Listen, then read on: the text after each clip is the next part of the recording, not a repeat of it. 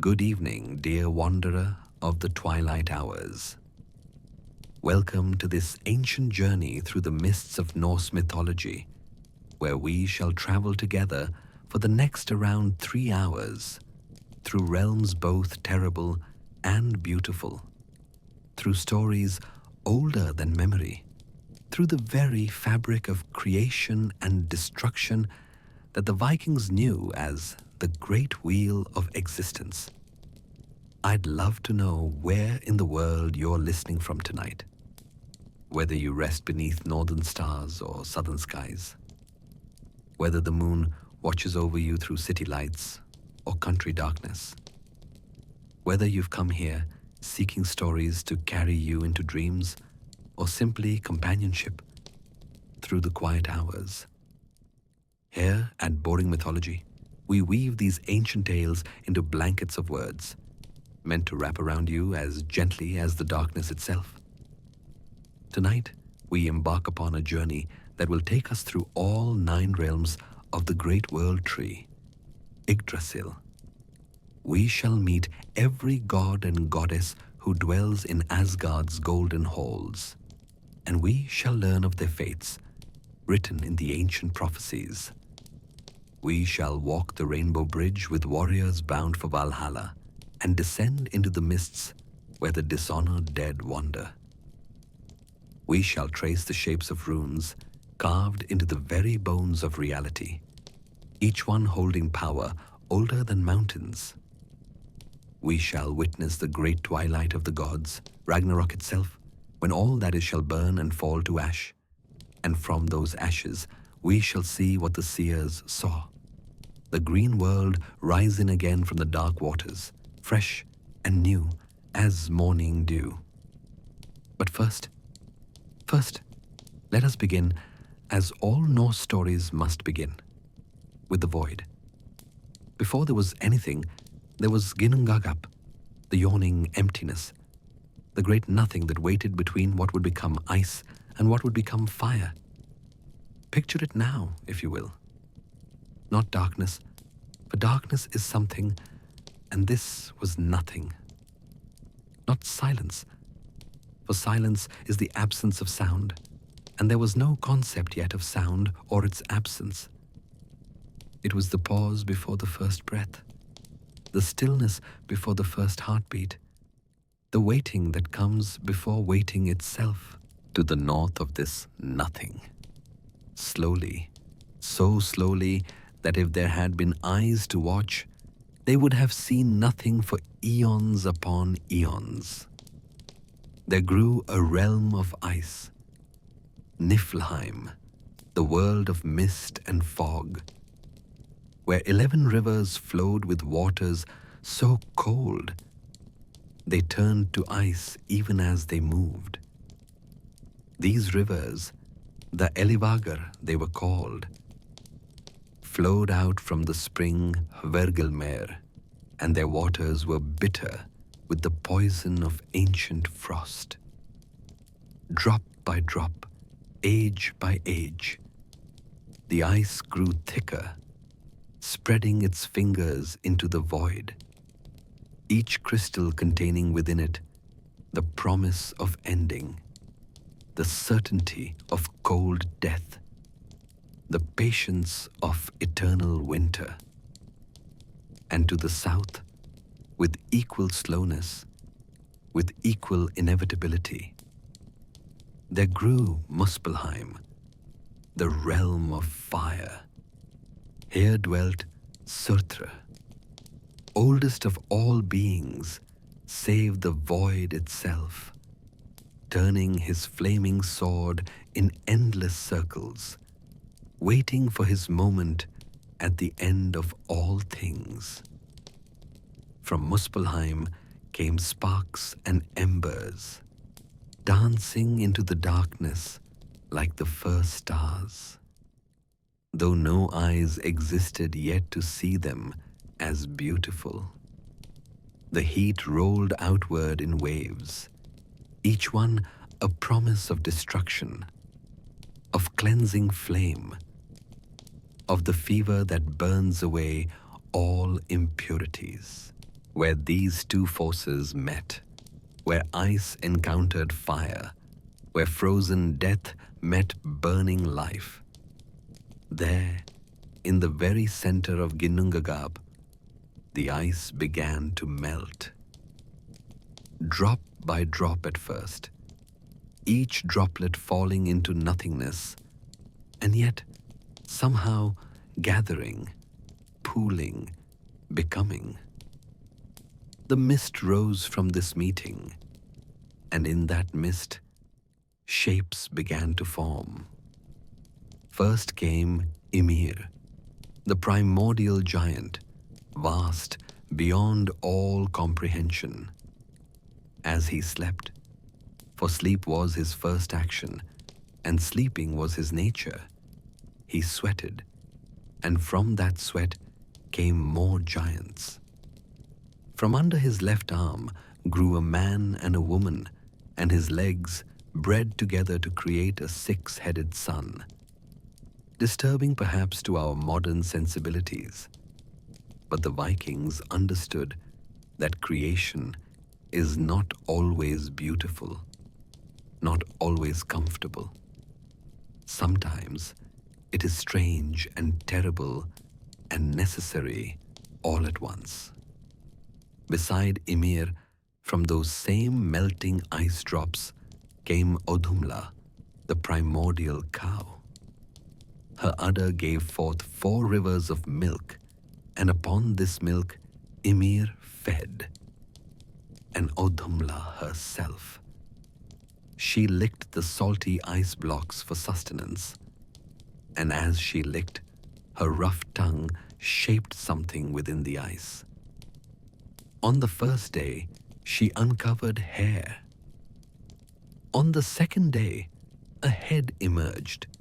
On the third day, the entire form of Buri stood free, the first of what would become the race of gods. Buri was beautiful and strong, and possessed of powers that had no names yet, for language had not been invented to describe them. He had a son, Bor, though no stories tell us how this came to be. Some things were known to the Vikings that they did not speak of, understanding that mystery itself has power. Bor married Bestla, a giant woman, daughter of the giant Bolthorn, and from their union came 3 sons, Odin, Vili, and Ve. These 3 brothers looked upon the primitive world, saw Ymir growing ever larger, his giant offspring multiplying, filling the void with their crude forms and brutal ways. And the brothers knew, with the kind of knowing that comes before thought, that something new was needed, something ordered, something purposeful, something that could house beauty as well as strength, wisdom as well as power. And so they did what gods do. They killed Ymir. The deed itself was swift, but the consequences cascaded through all existence. Ymir's blood rushed out in torrents, drowning all the frost giants save 2. Bergelmir and his wife, who climbed upon a hollowed log and rode the crimson flood until it stilled. From them would come all future giants, carrying in their blood memory the crime of the gods, the murder that made the world. The 3 brothers took Ymir's corpse, and from it they crafted everything we know. His flesh became the earth, dark and rich, ready for seeds that did not yet exist. His bones became mountains, jutting up through the flesh like the earth itself, remembering the shape of what it had been. His teeth and broken bones became rocks and pebbles, scattered across the landscape like memories of violence. His blood became the seas and lakes and rivers, still salt with the taste of that first death. His skull they lifted high and made it the dome of the sky. And at each of the four corners they placed a dwarf, Nordri to the north, Sudri to the south, Austri to the east, and Vestri to the west. These four hold up the sky still, and when they grow weary and shift their burden, we feel it as the changing of winds. His brain they scattered, and these became clouds, drifting thoughts across the sky skull of the ancient dead. And from the sparks of Muspelheim, they made stars, fixing some in place to mark the turnings of time, letting others wander as planets, following paths known only to themselves. In the center of this new-made world, the brothers built a fence from Ymir's eyelashes. Within this fence, they made Midgard, the middle realm, where humans would one day dwell. And for themselves and their kind, they built Asgard, the realm of the Aesir gods, high and shining, connected to Midgard by Bifrost, the rainbow bridge that shimmers with all colors and none. But we move ahead of ourselves, for the world tree had not yet grown, and the 9 realms were not yet 9.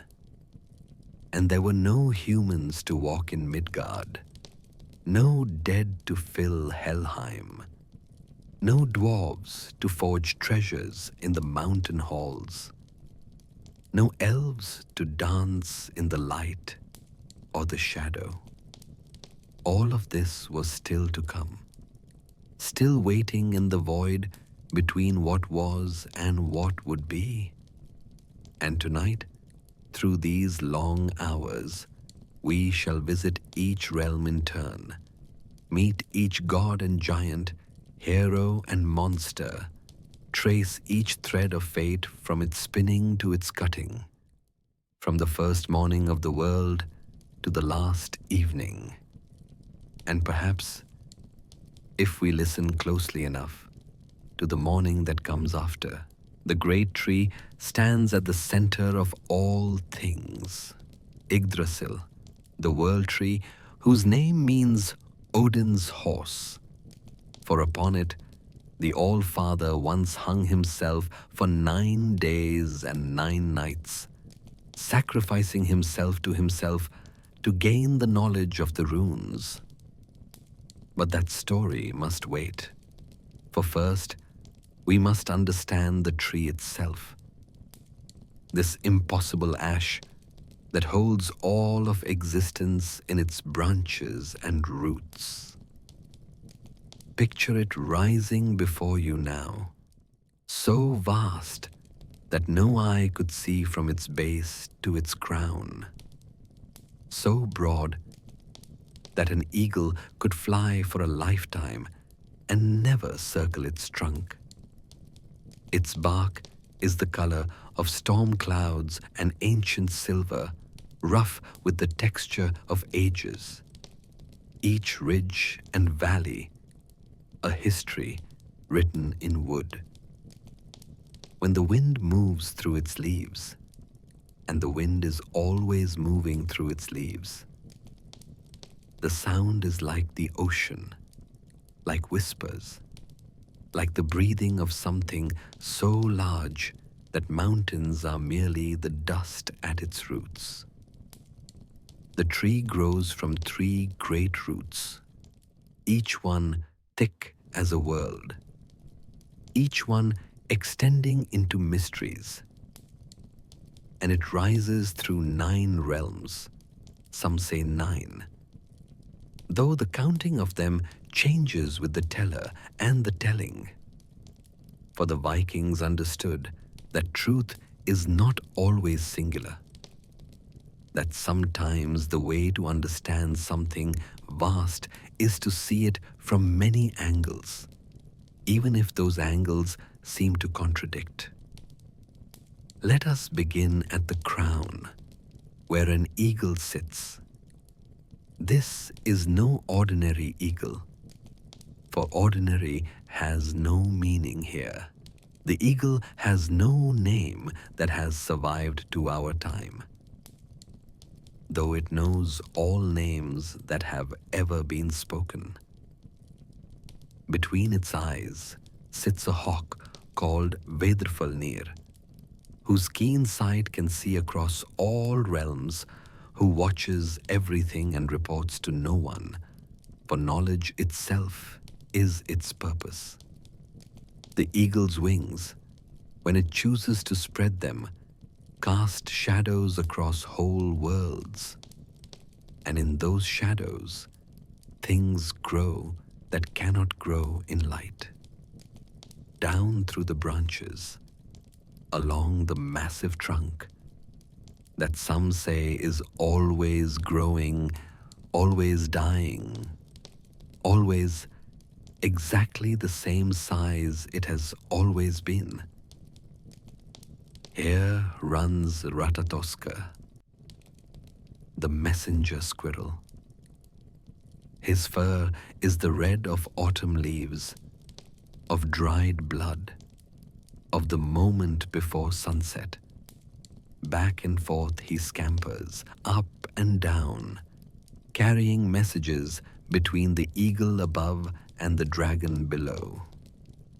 Though perhaps messages is too kind a word, insults more like, gossip and spite and bitter words meant to wound. For Ratatoskr delights in discord, in keeping the eagle and dragon at odds, ensuring that their enmity never cools to indifference. The dragon, Níðhöggr, waits at the base of the tree, gnawing at the roots. His scales are the black of caves, of the space between stars, of the moment after hope dies. He has been gnawing since before time was counted, and he will gnaw until after counting ceases to have meaning. Some say he gnaws from hatred, seeking to topple the tree and bring all things to ruin. Others say he gnaws because it is his nature, as it is the nature of fire to burn and water to flow. Still others say his gnawing is necessary, that without it, the tree would grow too large, would split the void itself with its expanding. Around Níðhöggr writhe other serpents, too many to count, though some names have survived.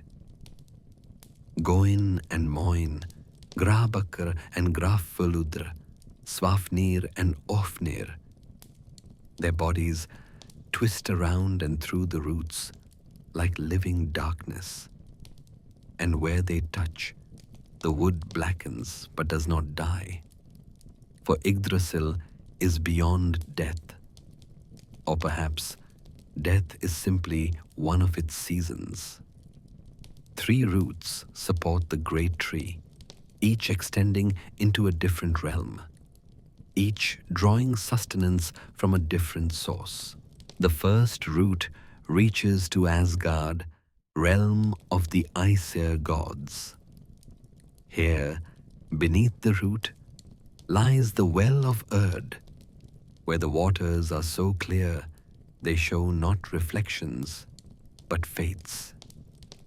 3 Norns sit beside this well. Erd, who knows all that has been, her hair white as bone, her fingers always wet with the well's water.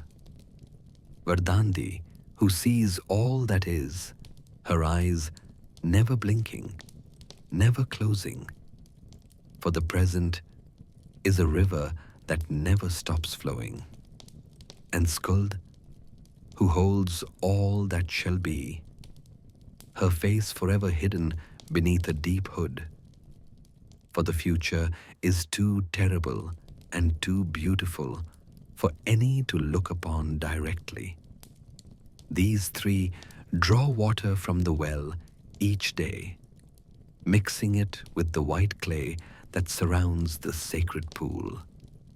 And with this mixture, they coat the bark of Yggdrasil, keeping it strong despite Níðhöggr's endless gnawing, despite the weight of 9 worlds, despite the burden of existence itself.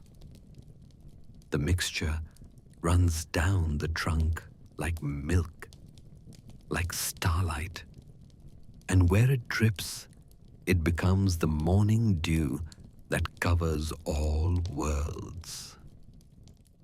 Every day, the gods ride across Bifrost to hold court at this well, all save Thor, whose weight would shatter the rainbow bridge. So he must wade through the rivers that flow between worlds, the waters hissing and steaming around his legs from the heat of his divine flesh. At the well, the gods sit in judgment, settling disputes, making laws, deciding the fates of men and women not yet born. The second route extends to Jotunheim, the land of giants, where everything is carved from ice and stone and the memory of older times. Here lies the well of Mimir, whose waters grant wisdom to those who pay the price. And the price is always more than the seeker wishes to pay, always less than the wisdom is worth. Mimir himself, wisest of all beings, guards this well, though guards suggests he might refuse someone. And he never refuses. He merely states the price and waits. For time means nothing to one who knows all endings.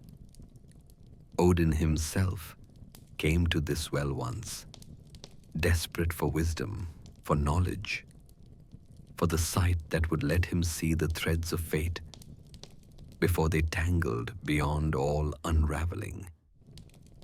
Mimir named his price, and I, and Odin, without hesitation, though the sagas say he knew the pain that would come, the eternal half-blindness, the depth perception forever lost. Odin plucked out his own right eye and dropped it into the well, where it sinks still, seeing things that even Odin himself can no longer perceive. In exchange, Mimir allowed Odin a single drink from the well. The knowledge that flooded him in that moment. Some say it drove him mad. Others say it drove the madness out of him. Still others say madness and wisdom are the same thing, seen from different angles. What is certain is that from that day forward, Odin could see not just what was, but what might be, what could be, what should never be, but would be anyway. The third route, this one reaches down to Niflheim, to Helheim, to the realm of the dishonored dead. Here lies Hvergelmir, the spring of springs, from which flow all the rivers of existence. The water here is different from the wells of wisdom and fate. It is older, darker, full of the potential for becoming. Níðhöggr drinks from this spring when he pauses in his gnawing, and the water sustains him for another age of destruction. From Ymir flow 11 rivers, though some say 12, and their names are poetry and poison in equal measure. Svol, the cool one, Guntra, the one that roars, Fjorm and Fimbulthul, the rushing and the mighty speaker, Slither, the dangerous one, filled with weapons of those who died badly, Hrid and Silg and Ilg, the storm and the swallower and the she-wolf, Vid and Van, the wide and the difficult, Gjol, which flows closest to the gates of hell, across which spans a bridge thatched with gold. And now we must speak of the 9 realms themselves, each one a complete world, each one infinite in its own right, yet each one merely a part of the greater whole that is held within and upon and throughout Yggdrasil. First, Asgard, the enclosure of the Aesir. Here the gods build their halls of gold and silver, their bridges of rainbow light, their walls of impossible height. The wall of Asgard has its own story, of course, built by a giant mason who demanded the sun and moon and the goddess Freyja as payment, built with the help of his mighty stallion Svadilfari, nearly completed until Loki's trickery saved the gods from their bargain. But that tale threads through another telling. In Asgard stands Gladsheim, the hall of joy where the gods hold council. Its pillars are spears, its roof is shields, its benches are strewn with mailcoats, as other halls might be strewn with cushions. Here, 13 thrones stand, one for each of the high gods, though the number shifts with the telling, for gods rise and fall in power like tides. And Valhalla, the hall of the slain, 540 doors it has, and through each door 800 warriors can march abreast. Its rafters are spears, its roof is thatched with shields, and mailcoats lie on its benches. Here, those who died gloriously in battle feast each night on the flesh of Saehrimnir, the cosmic boar who is slaughtered each evening and returns whole each morning. They drink mead that flows from the udder of Heidrun, the goat who feeds on Yggdrasil's leaves. And the mead never runs dry, never loses its potency, never fails to bring joy and forgetfulness in equal measure. Each day, the Einherjar, the honored dead, fight each other in Odin's courtyard. They hack and slash with desperate joy, killing and dying over and over. For death has no meaning when you are already dead. At evening, when the horn sounds, they rise whole and healed, embrace their killers as brothers, and march together into the hall for another night of feasting. They are practicing, always practicing, for they know Ragnarok approaches. when they will march out for the last time to die a final death in defense of a doomed world. Below Asgard, connected by the rainbow bridge that we call Bifrost, but which has older names in tongues no longer spoken, lies Midgard, the middle enclosure, the realm of humanity. The gods made it from Ymir's flesh, as we have said, but they made it with care, with intention. They gave it seasons so that life would know both plenty and hardship. They gave it mountains and valleys so that every view would be different. They gave it seas and rivers so that travel would be possible but never easy. In the beginning, Midgard was empty of human life.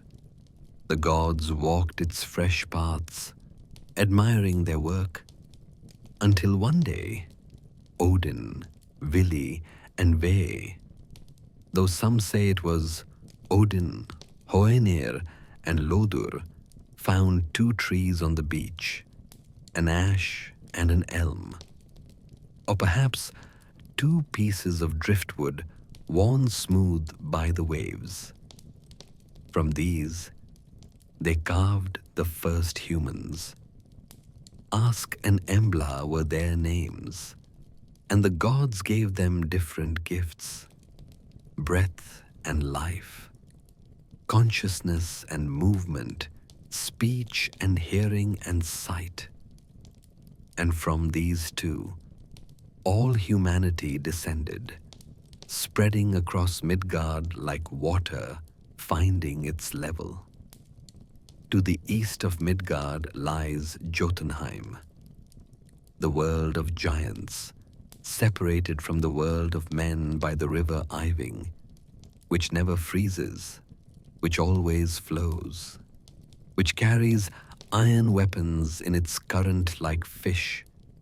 The giants live in mountain halls and storm castles, in fortresses of ice and citadels of stone. They are older than the gods, wiser in some ways, stronger in others, and they remember that the gods' first act was murder, that Asgard is built on blood. The greatest of the giants' dwellings is Utgard, the outer enclosure, where illusion and reality dance together so closely that even the gods can be fooled. Here rules Utgarda Loki, not to be confused with Loki of the Aesir, though confusion itself might be his purpose. In his hall, nothing is as it seems. Fire can be outrun by thought. Old age can wrestle down the strongest god, and a horn can be connected to the sea itself, so that drinking it dry would drain the oceans. Beneath the world of men, though direction has little meaning in the cosmology of the tree, lies Svartalfheim, the realm of the dark elves, the dwarves, the master craftsmen. Their halls are carved from the roots of mountains. Their forges burn with fire stolen from the first flames of Muspelheim. Their hammers ring with the rhythm of making. Every treasure of the gods was made here. Thor's hammer, Mjolnir, Odin's spear, Gungnir, Sif's golden hair, Freyja's necklace, Brisingamen, Odin's ring, Draupnir, that drops 8 identical gold rings every 9th night. The dwarves work in darkness, not because they love it, but because light turns them to stone. They are the memory of the earth itself, knowing every vein of gold, every seam of silver, every hidden crystal cave. 4 of them, as we have said, hold up the sky. Others have names that echo through the sagas, Broker and Eitri, who forged Thor's hammer, Andvari, who hoarded gold beneath a waterfall and whose curse would bring down kingdoms, Alvis, who knew the true names of all things in all languages, but was turned to stone by Thor's clever delaying. Parallel to Svartalfheim, or perhaps in the same space but seen differently, lies Alfheim, the realm of the light elves. These beings are fairer than the sun, though few mortal eyes have seen them to confirm this. They tend the growing things, the flowering meadows, the fruit trees, the gentle beasts. Where dark elves forge and create, light elves nurture and maintain. They are led by Freyr, the Vanir god of fertility and prosperity, who was given Alfheim as a tooth gift when he was young. Below all the worlds of the living, at the very base of the tree where its roots disappear into primordial darkness, lies Helheim, the realm of the dishonored dead. Those who die of sickness, of old age, of anything but glorious battle, come here. It is not a place of punishment, despite what later storytellers would have you believe. It is simply a place of ending, of rest, of the long sleep that has no dreams. Hel herself rules here, daughter of Loki and the giantess Angrboda, sister to the wolf Fenrir and the world serpent Jormungandr. She is half living flesh and half corpse, divided down the middle, though some say she is divided horizontally, alive above the waist and dead below. Her hall is called El-Judnir, the rain damp, and her table is called Famine. Her knife hunger, her bed sickness, her bed curtains, glimmering misfortune. The road to Helheim is long and cold. It leads north and down for 9 days through valleys so dark that nothing can be seen. The river Gjoll must be crossed, and its bridge is guarded by the maiden Modgud, who questions all who would pass.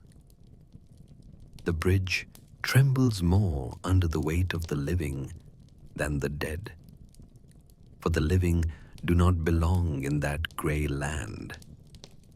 At the borders of Helheim stands Niflheim, the world of mist that existed before creation, that will exist after destruction. Here is the shore of corpses, Nastrond, where the dragon Níðhöggr feeds on the dead who were evil in life. The shore faces north, away from the sun, and its beach is not sand, but the bones of those who broke oaths, who murdered in secret, who destroyed the peace of households. Opposite Niflheim, in the bright south, burns Muspelheim, the realm of fire. Here dwells Surtur, the Black One, the Ancient One, who has been waiting since before the gods were born. His sword flames brighter than the sun, and at Ragnarok he will lead the fire giants across Bifrost, shattering the rainbow bridge, setting Yggdrasil itself ablaze. But he waits, patient as stone, patient as fire can be patient, knowing that all things come to those who wait. And he has been waiting longer than memory. And finally, though finally suggests an ending where there is only continuation, there is Vanaheim, the realm of the Vanir gods. Little is known of this realm, for the Vanir keep their secrets.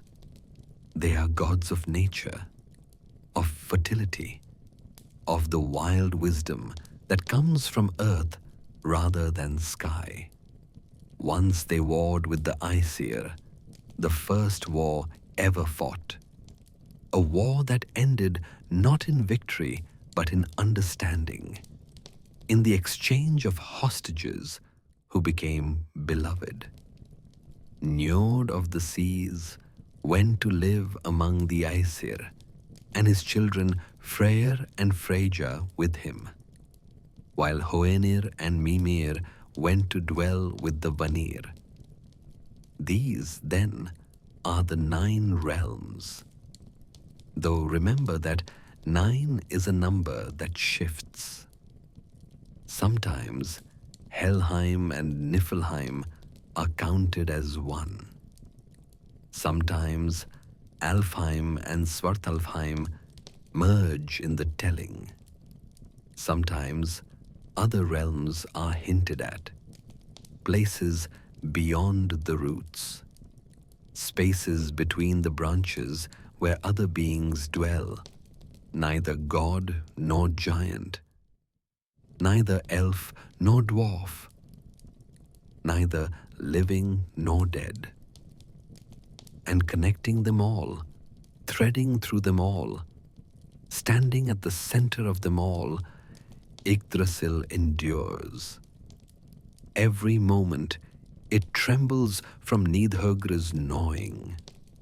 Every moment it is renewed by the Norn's ministrations. Every moment messages of hate run up and down its trunk. Every moment dew falls from its leaves to water all the worlds. It is dying. It is eternal. It is the beginning and the ending and everything between. The Vikings understood this, that the world is not a simple place of good and evil, of clear boundaries and certain definitions. It is a place of twilight and dawn, of the moment when ice becomes water, when fire becomes smoke. It is a place where gods can be treacherous and giants can be honorable, where death is not an ending but a transformation, where the tree that holds all existence is itself both prison and protector, both cradle and grave.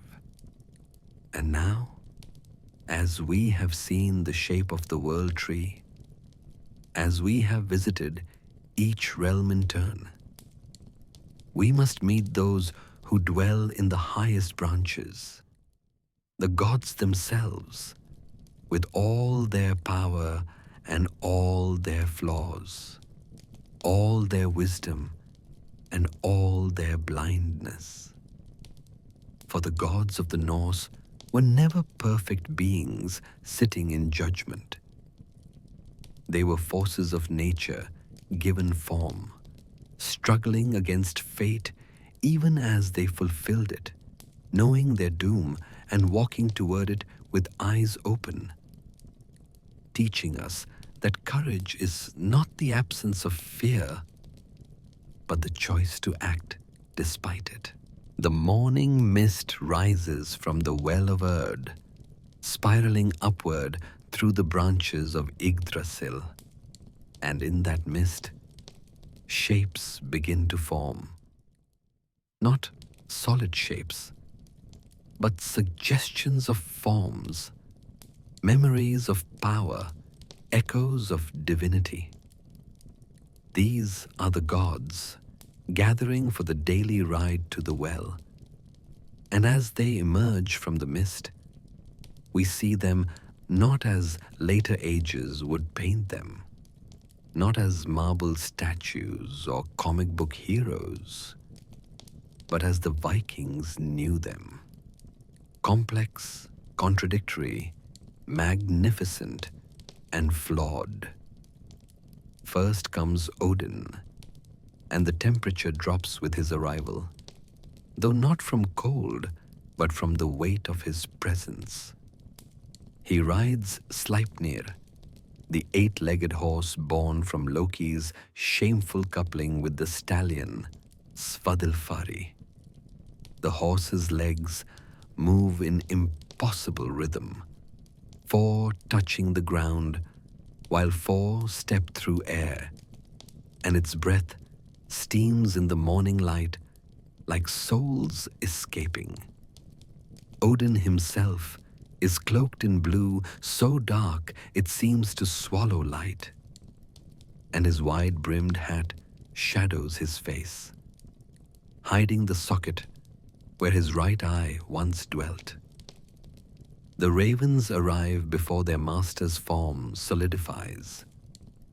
Hugin and Munin, thought and memory, their wings black as the space between stars, their eyes holding reflections of things that haven't happened yet. They perch on his shoulders, whispering in languages that predate words, telling him of everything they have seen in their daily flight across all worlds.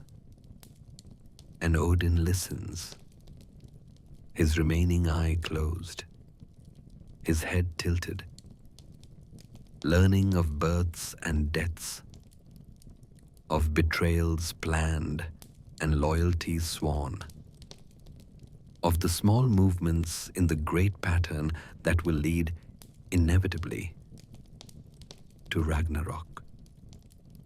Odin has so many names that to speak them all would take until dawn.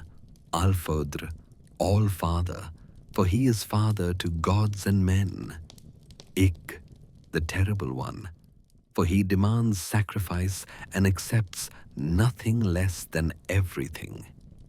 Hrafnagud, Raven God, for obvious reasons. Grimnir, the Hooded One. Harbard, Grey Beard. Vegtam, the Wanderer. Each name is a different face, a different aspect, a different way of understanding something too vast for a single identity. Behind him comes Thor, and the earth trembles beneath his chariot wheels. His chariot is pulled by 2 goats, Tangrisnir and Tangnjoster, teeth bearer and teeth grinder, whose eyes burn red and whose hooves strike sparks from the air itself. Thor's red beard flows like a river of fire, and his eyes hold the patient rage of thunderclouds. Mjolnir hangs at his belt, the hammer that never misses, that always returns, that can level mountains or bless marriages with equal ease. Thor is simpler than his father, but simplicity should not be mistaken for stupidity. He is direct force, the straight line between problem and solution, the fist that breaks what cunning cannot untangle. He is beloved by farmers and warriors alike, for he stands between Midgard and the chaos of the giants, holding the line through strength alone when cleverness fails. His fate is already known. At Ragnarok, he will kill the world serpent Jormungandr, then walk 9 steps before the serpent's poison drops him to his knees. and he will die, looking at a saved world that will burn anyway. Frigg glides rather than rides, her feet never quite touching the ground, surrounded by the spirits of unborn children who follow her like smoke. She knows all fates, but speaks none of them.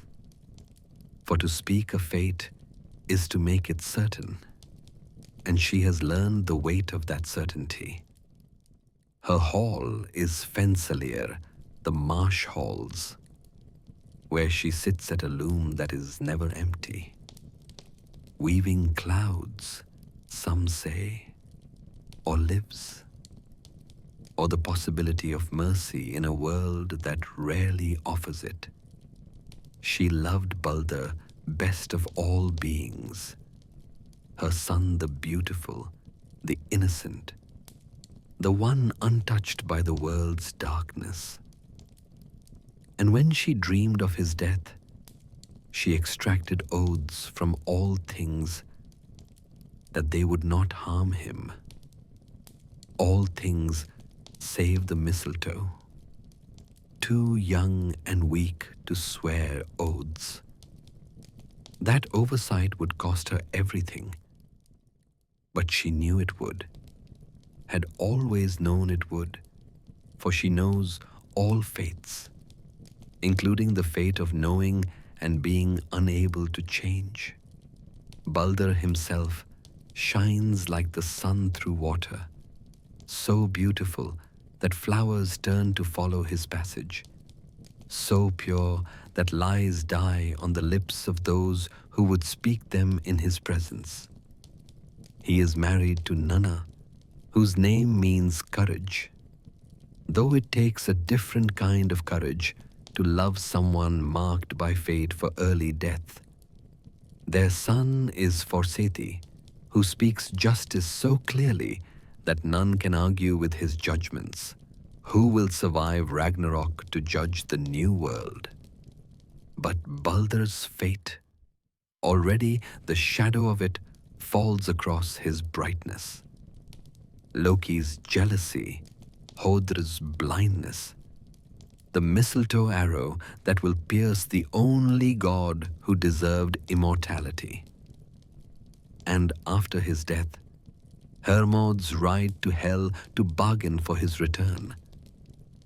The agreement that all things must weep for Balder to buy back his life, and the one giantess who refused to weep, who was Loki in disguise, ensuring that light would not return to the world until after the end of the world. Tyr walks alone, as befits the god of justice, and where his right hand should be, there is only absence. He gave that hand willingly, placed it in Fenrir's mouth as a pledge of good faith, while the gods bound the wolf with Gleipnir, the impossible fetter. When the wolf realized he had been tricked, he bit down, and Tyr neither flinched nor cried out. For justice sometimes demands sacrifice, and he had known the price when he offered his hand.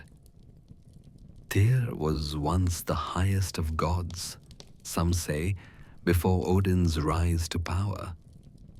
He is older, certainly, and his name echoes in the words for God in languages the Vikings never spoke. But he stepped aside, or was pushed aside, and now he stands as the god of just war, of necessary violence, of the courage that stands firm when standing firm means certain death. At Ragnarok, he will fight Garm, the hound that guards Helheim's gates, and they will kill each other, which is a kind of justice in itself. Heimdall stands at the Rainbow Bridge's terminus, and he has always been standing there, will always be standing there, until the moment he isn't. His eyes can see 100 leagues in all directions, can see through darkness and fog and divine illusion. His ears can hear grass growing, can hear wool growing on sheep, can hear the sap rising in trees. He needs less sleep than a bird, and in his hand is Gjallarhorn, the horn that will sound only once more at the beginning of the end. Heimdall's teeth are gold, and he is called the White God. The white is not quite the color. He shines like the first light of dawn, like the last light of evening, like the light that exists in the moment between sleeping and waking. He has 9 mothers, the 9 waves of the sea, and from them he inherited the strength of the earth, the cold of the ice, the power of the ocean's depth. His fate is to kill and be killed by Loki at Ragnarok, the beginning and the end meeting in mutual destruction. Vidar sits in silence, has always sat in silence, will sit in silence until the moment for silence ends. He is Odin's son by the giantess Gridr, and he owns the thickest boot ever made, crafted from all the leather scraps that shoemakers have discarded since the beginning of time. This boot has one purpose: to stand on the lower jaw of Fenrir after the wolf has swallowed Odin, to hold it down while Vidar tears the wolf apart from within. He is the god of vengeance delayed, of patience that is not peaceful, of the silence before violence. Vali is another son of Odin, born for a single purpose: to avenge Baldr's death. He was conceived after Baldur died and grew to adulthood in a single day, never washing his hands or combing his hair until he had killed Hodr, the blind god who had thrown the mistletoe. Justice accomplished, he fades from the stories, though he will survive Ragnarok, a god of purposes fulfilled, who must find new purpose in a new world. Bragi speaks, and his words become poetry, become song, become the kind of truth that can only be told in metaphor. His beard is long and his tongue is golden, and he is married to Idun, who keeps the apples of youth. Without her apples, the gods would age and die like mortals.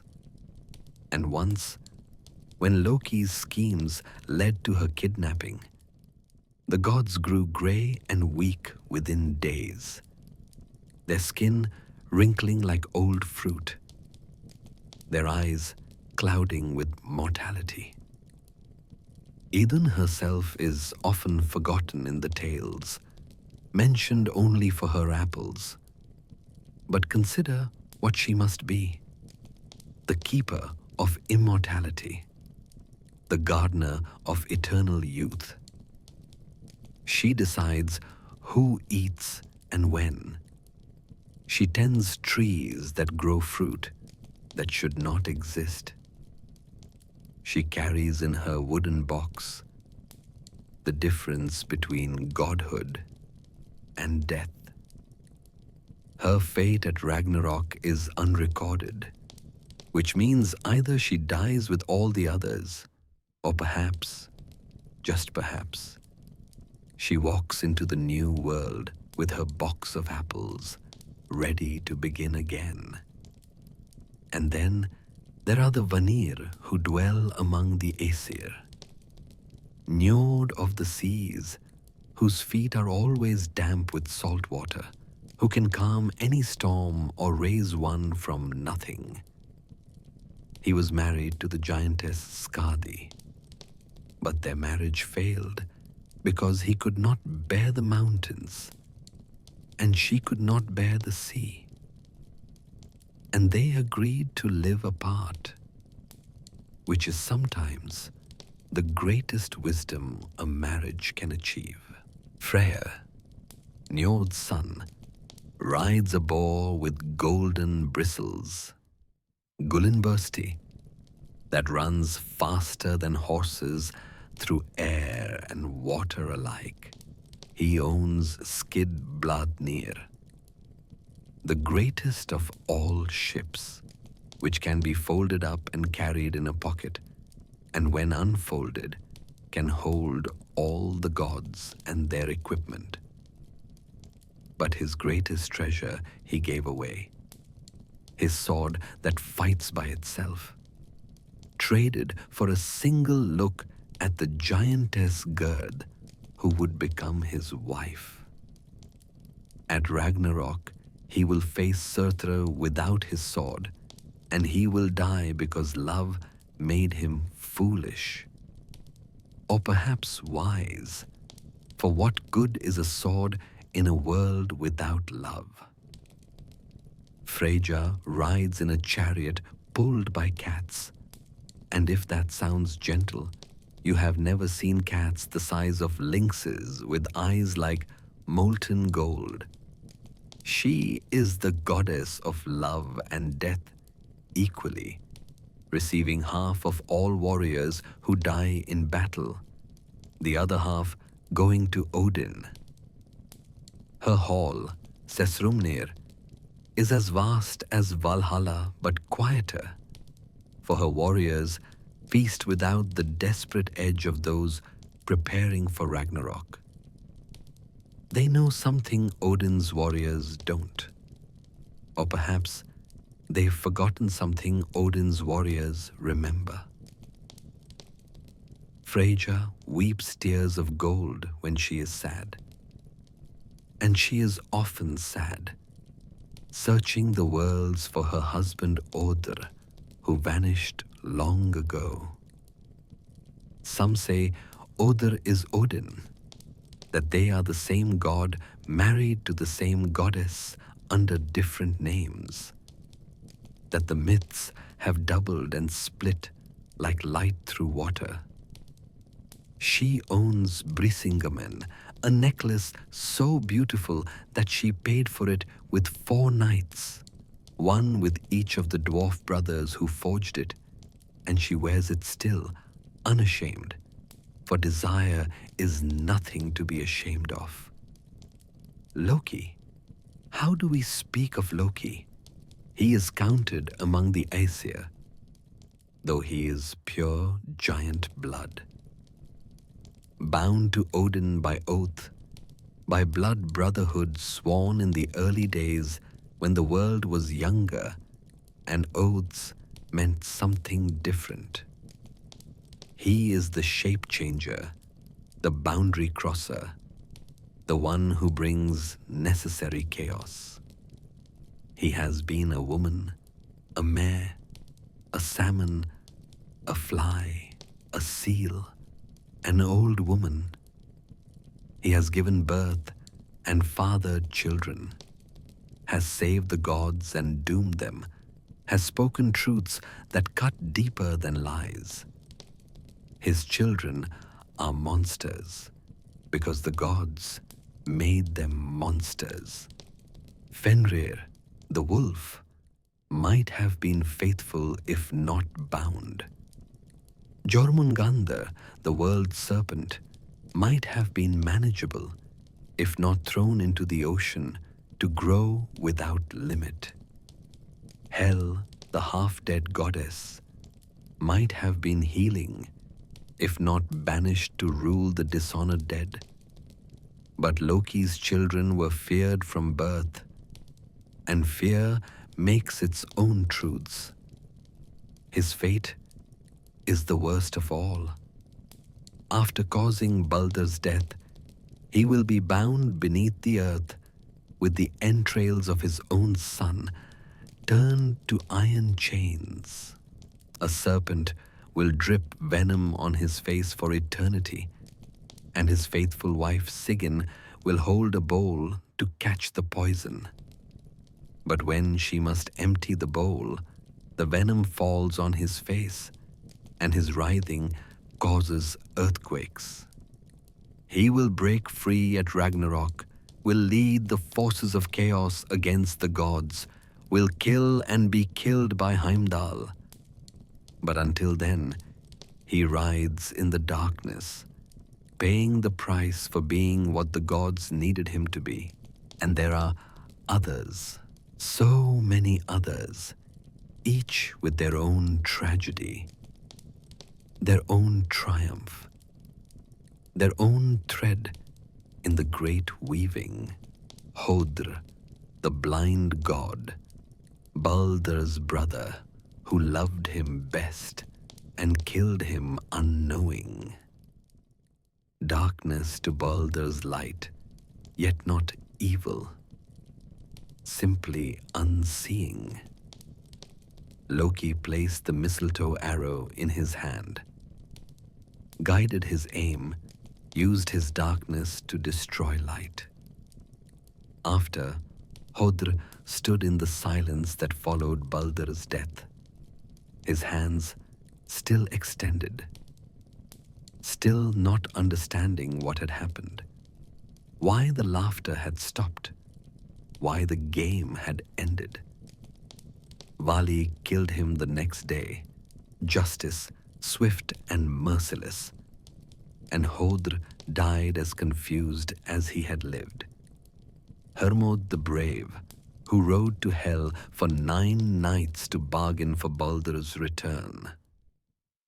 Past the dog Garm, whose chest was soaked with blood, across the bridge that trembled under living weight, into the hall where Baldur sat on the high seat, pale as morning frost. Hell agreed to release him if all things would weep, and all things did weep. Stones wept, metals wept, the earth itself wept, all save Thok, the giantess who was Loki in disguise, whose dry eyes doomed the world to darkness. Honir, the long-legged god, who went to the Vanir as a hostage and disappointed them with his indecision. Without Mimir to advise him, he could only say, "Let others decide," until the Vanir realized they had been cheated in the hostage exchange. They cut off Mimir's head and sent it back to Odin, who preserved it with herbs and magic and still consults it for wisdom. Honir will survive Ragnarok, will help choose the lots in the new world. His indecision finally becoming the wisdom of knowing when not to choose. Ullr, god of winter and the bow, whose skis leave tracks across the sky that we call the Aurora Borealis. He is so ancient that his name is invoked in oaths that no one remembers the meaning of. He rules Asgard when Odin wanders, which is often, and he judges duels, for the bow requires honor as much as skill. His fate at Ragnarok is unspoken, which might mean he dies unremarked, or might mean something else entirely. Sif of the golden hair, Thor's wife, whose original hair was cut by Loki in a prank that nearly cost him his life. The replacement hair forged by dwarves from actual gold, grows like living hair, but catches light like metal. She is the goddess of the harvest, and when she combs her golden hair, wheat ripens in Midgard. Her fate is to lose her husband to poison, and her world to fire. But the grain will grow again in the new world, golden as her grief-cut hair. The Norns, whom we have met but not truly seen. Erd, ancient beyond age, her hands gnarled as roots, speaking only in the past tense, because for her, everything has already happened. Verdandi, forever young, forever in motion, unable to be still, because the present never stops. Skuld, whose face no one has seen, who carries a scroll that she never opens, because to read the future is to fix it in place. And even fate needs flexibility. They are greater than the gods, these three. For even Odin cannot change what they have woven. Every morning they draw water from their well, and in that water swim two swans, the ancestors of all swans, white as hope, silent as fate. The Norns mix the water with white clay and pour it over Yggdrasil's roots. And where it touches, the wood heals from Níðhöggr's gnawing, only to be gnawed again, healed again, in the endless cycle. And we must speak of those who are not quite gods, but more than mortal. Ygir, the giant who brews ale for the gods, whose hall beneath the sea is lit by gold so bright it needs no other light. His wife Ran catches drowned sailors in her net, and their daughters are the 9 waves. The 9 mothers of Heimdall, each one a different mood of the ocean. Skadi, the giantess who came to Asgard seeking vengeance for her father's death, and accepted marriage instead.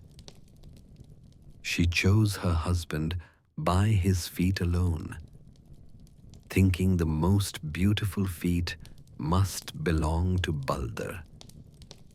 But they belonged to Njord. Their marriage failed, but she remained in Asgard, the goddess of winter and the hunt, of the cold that preserves and the arrow that provides. Gerd, the giantess that Freyr loved, whose arms were so white they illuminated the air and water. She resisted his courtship until his servant Skirnir threatened her with a curse of isolation so complete that she would beg for any company, even death's. She married Freyr then, but whether from love or fear, the stories do not say. Perhaps there is no difference when gods are involved. And what of their fates, these shining ones, these powers that shaped the world? They know their doom, every one of them. The prophecy of Ragnarok is not hidden, not whispered, but spoken openly, carved in stone, woven into the very fabric of their existence. They know that Odin will be swallowed by Fenrir. Thor will die from Jormungandr's poison. Freyr will fall to Surtra's flame. Tyr and Garm will die in each other's jaws. Heimdall and Loki will be each other's ending. Yet they feast still in their golden halls. They ride out each morning to hold court at the Well of Erd. They love and quarrel and make plans for tomorrows they know will never come. This is their greatness, not their power, but their courage, not their immortality, but their willingness to die, not their wisdom, but their choice to continue despite that wisdom. For the Vikings understood that doom is not defeat, that knowing your ending doesn't diminish your story, that the measure of a being, god or mortal, is not whether they win, but how they face their losing. The gods could hide in their halls, could refuse to play their parts, could rage against the weaving of the Norns. Instead, they walk forward, eyes open, into the darkness that awaits. This is why Odin gathers warriors, not because he believes they can change the outcome, but because the manner of the ending matters. This is why Thor fights giants, knowing more will always come. This is why Balder must die, because beauty that never ends becomes blindness. This is why Loki must betray, because without change, even paradise becomes prison. And in their doom, they teach us the greatest lesson of the Norse, that courage is not hoping for victory, but acting despite certain defeat. That honor is not in winning, but in facing what must be faced. That the ending of a thing does not negate its existence. That death, even the death of gods, even the death of worlds, is not the opposite of life, but its completion.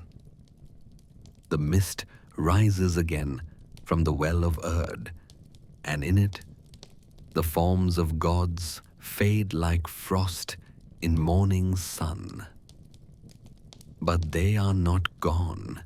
They ride still in the storm clouds, fight still in the thunder, weep still in the golden autumn light. They wait in the world's edges, in the boundary places, in the moment between sleeping and waking, between breathing in and breathing out, between the last heartbeat and silence.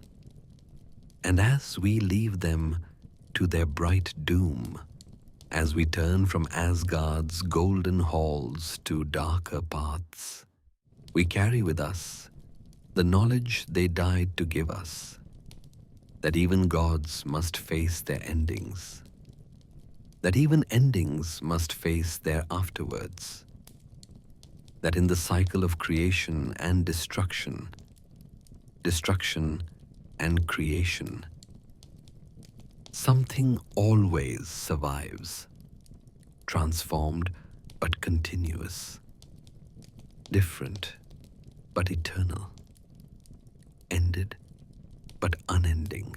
Now the light fades from Asgard's glory, and we descend through the roots of Yggdrasil, through the mist that is always rising, always falling into the places where the dead go when dying is done. For the Vikings knew that death was not one thing, but many. Not one destination, but a journey with many endings, each one earned by how life was lived, how death was met, how the final breath escaped the body. Feel the temperature drop as we descend. not the cold of winter, which has its own fierce life, but the cold of absence, of spaces where warmth has never been. The light changes too, from the gold of god halls to the grey of eternal twilight, where shadows have shadows, where even memory loses its edges. The Vikings did not fear death. They feared the wrong death. To die in bed, straw death, they called it, was the worst fate for a warrior. To face the final enemy, horizontal, weak, unable to hold a sword, this was tragedy greater than defeat. Some say that in the last moments, dying warriors would ask to be marked with spears, to be cut with blades, trying to trick the choosers of the slain into thinking they had died in battle. But let us speak first of the glorious dead, those who earned their place in Valhalla through blood and courage. When a warrior falls in battle, if they have fought with honor, if they have faced death with eyes open and weapon in hand, the Valkyries come. See them now, riding through the air on horses whose manes stream like clouds, whose hooves strike sparks from nothing. Their armor catches light that has no source. Their spears point to destinies already woven. Their faces are terrible and beautiful as the moment of death itself. The Valkyries, the choosers of the slain. Their names tell their nature. Skurgul, the shaker. Gunnar, war. Hildr, battle.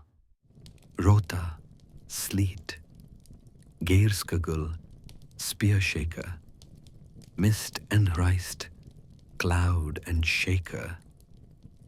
They ride to every battlefield, invisible to living eyes, unless death is very close. And they choose, not the bravest always, not the strongest, but those whose deaths serve the All-Father's need. Half of the battle dead they take to Valhalla, and half to Freyja's field, Folkvangr. How they choose between the two, no story tells clearly. Perhaps Freyja gets first choice, as some tales suggest. Perhaps certain types of warriors go to certain halls. Perhaps the division serves purposes that mortals were never meant to understand. What matters is that both destinations are honor. Both are reward. Both are preparation for the final battle. In Valhalla, the warriors wake each morning healed of yesterday's deaths. They dress in mail that never rusts, take up weapons that never dull, and march out to the courtyard that is larger than most kingdoms. There they fight, all day, every day, killing and dying and killing again. When the horn sounds at evening, they rise from their second or third or 100th death of the day, embrace their killers as brothers, and march together into the hall. The mead flows endless from Heidrun's udder, she who feeds on Yggdrasil's leaves, the flesh of Saehrimnir. The cosmic boar is served each night. Though the boar regenerates each morning, doomed to be eternally delicious. The warriors feast and boast and sing the old songs, telling of their deaths, like others might tell of their births. Each death a beginning rather than an ending. But think deeper on this paradise. These men, and they are mostly men, though some warrior women earn their place, spend eternity practicing for a battle they know they will lose. Every day they train for Ragnarok, where they will march out one last time and die a final death defending gods who are themselves doomed. Is this paradise or another form of service? Is this reward or recruitment?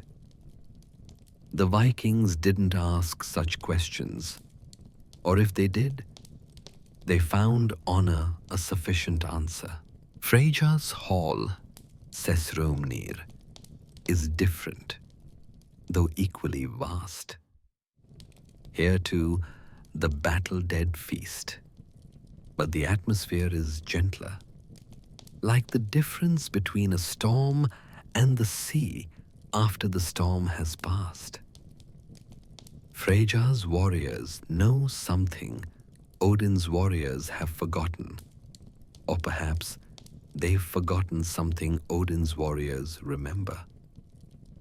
They train less, feast more, and when Ragnarok comes, their role is unrecorded, which might mean they have no role, or might mean their role is too important to speak aloud. But most of the dead do not go to halls of gold. Most go to Helheim, and this is not punishment, but simply destination. The road to hell is called Níðhöggr, and it leads north and down for 9 days. The dead who walk it, and they do walk, for death is a journey requiring effort. They pass through valleys darker than closed eyes, through forests where the trees are memories of trees, across rivers that flow with regret. At the river Jöl, which means loud noise, though the river itself is silent as held breath, there is a bridge thatched with gold. Here stands Modgud, the maiden who guards the crossing. She questions all who would pass, asking their name and lineage, for even in death, the Vikings knew themselves by their connections, their families, their histories. The bridge trembles more under the weight of the living than the dead. Hermod discovered this when he rode to beg for Baldr's return. One living rider made more noise than 5 armies of the dead, for the living carry weight the dead have shed. Hope, fear, the possibility of change. The dead have only one weight left, the weight of what they were. Beyond the bridge stands the wall of Helheim, and the gates called Helgrind or Nagrind, the corpse gates. They are made from the bones of the first beings who ever died. Though who those beings were, no story says. The gates open only inward, never outward, for Helheim accepts all but releases none, or almost none, for there are stories of those who returned, changed beyond recognition, but returned nonetheless. Within Helheim, the dead exist in a state that is neither sleep nor waking, neither peace nor torment. They are shadows of themselves, retaining memory but not warmth, form but not substance. They dwell in halls that mirror what they knew in life, but drained of color, as if everything is seen through water or thick glass. Hell herself, half living and half corpse, rules this grey kingdom with justice that is neither kind nor cruel. She gives each soul what it has earned, no more, no less. Those who lived with honor but died without glory receive quiet halls and peaceful rest.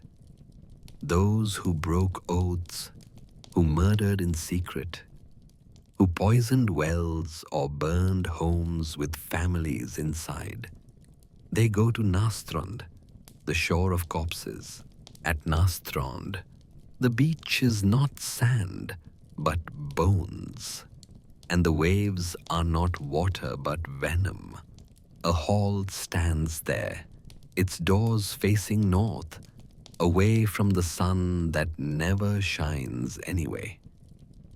The walls are woven from serpent spines, and venom drips through the smoke hole, forming rivers that burn but do not consume. Here Níðhöggr feeds on the dead, who were evil in life, gnawing on them as he gnaws on Yggdrasil's roots.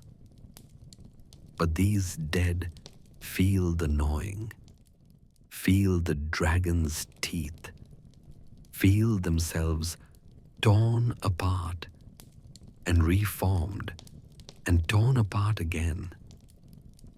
But even this is not the worst fate.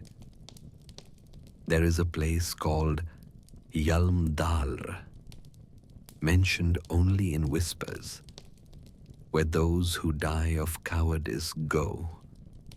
Not those who feel fear, for all beings feel fear, but those who let fear make them betray everything they claimed to value. These souls are said to become part of Helheim's walls, conscious but immobile, aware but unable to act, the ultimate punishment for those who chose paralysis over action. Yet the Vikings' vision of afterlife was not fixed, not single. There are stories of the dead living in their burial mounds, conscious and aware, receiving offerings from their descendants, sometimes helping, sometimes haunting. These Draugr, the walking dead, were not spirits, but physical beings. Their bodies animated by a will too strong for death to fully claim. Draugr could be helpful, protecting their family's land, ensuring good harvests, or they could be terrifying, swelling to enormous size, possessed of strength that could crush stones, driven by hungers, that death had twisted into something monstrous. They could not cross running water, could not bear iron, and could only be truly killed by decapitation and burning, the head and body buried separately. The Vikings also believed in the Fylgja, the follower, a spirit that accompanied each person through life and appeared at death. Sometimes it took the form of an animal that reflected the person's nature. A wolf for the fierce, a raven for the wise, a snake for the treacherous. Sometimes it appeared as a woman, beautiful or terrible depending on the fate she announced. To see your own Fylgja was to know death approached. And there was the concept of Hummingjur, the luck force that could be passed from one generation to the next. This was more than fortune. It was a kind of spiritual power that accumulated through honorable deeds and diminished through shameful ones. A family with strong humming jar would prosper even in hard times. A family whose humming jar was broken might fail even with all advantages. The Vikings buried their dead with grave goods, not from sentiment, but from necessity. The dead needed equipment for their journey, weapons for the warriors, tools for the craftsmen, jewelry for the wealthy, toys for the children. Ships were buried or burned to carry the dead across the dark waters.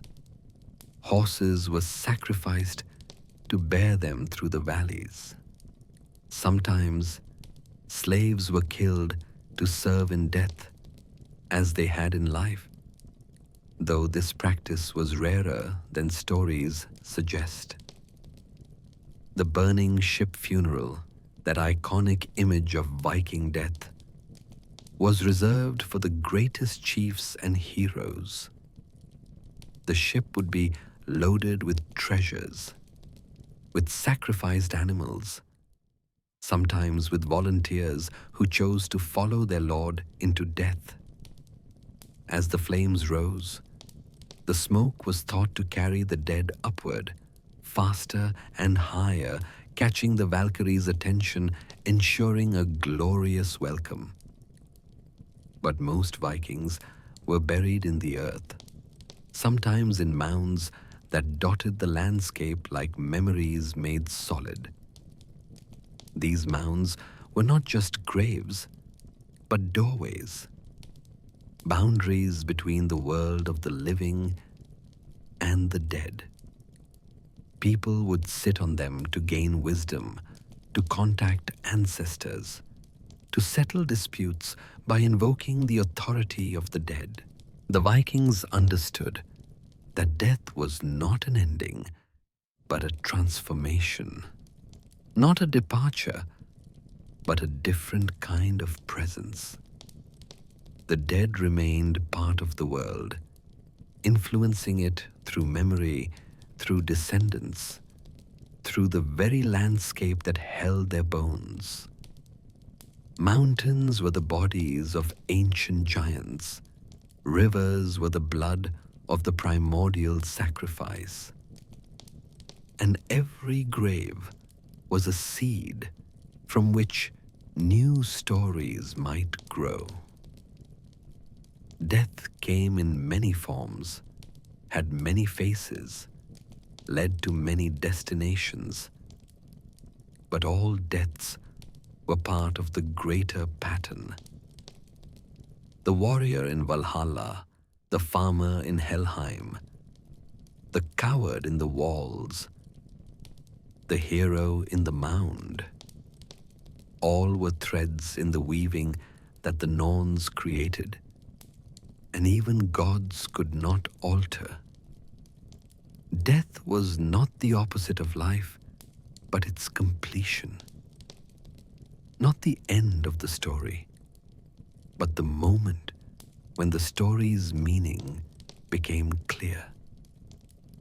And the Vikings faced this multiplicity of deaths with the same courage they brought to life. They prepared for death from childhood, learning the songs that would be sung at their funerals, imagining the poems that would preserve their names. They knew that physical death was just the first death. The second death came when your name was spoken for the last time, when the last person who remembered you finally forgot. This is why reputation mattered more than life, why honor mattered more than victory, why a good death mattered more than a long life. The body would rot, the grave goods would rust, even the burial mounds would eventually flatten. But a name spoken in a story, a deed remembered in a song, an honor that inspired others to honor. These could survive the death of gods, the burning of worlds, the ending of everything and the beginning of everything else. Listen now. Listen to the wind that moves through Yggdrasil's leaves. It carries whispers of ending, prophecies of doom, the inexorable march toward the twilight of everything. Ragnarok, the doom of the gods, the fate of the powers, is not coming. It has always been coming, from the moment the first blood was spilled, from the moment Ymir's corpse became the world. The ending was woven into the beginning. The prophecy is not hidden in cryptic verses or mysterious signs. It is spoken openly, carved in stone, sung in halls, known to all who have ears to hear.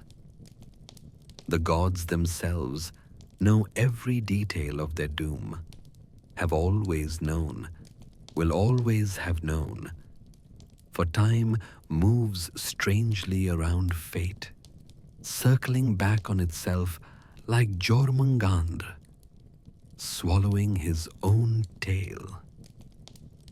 It begins with the Fimbulwinter, the mighty winter, 3 years of continuous cold with no summers between.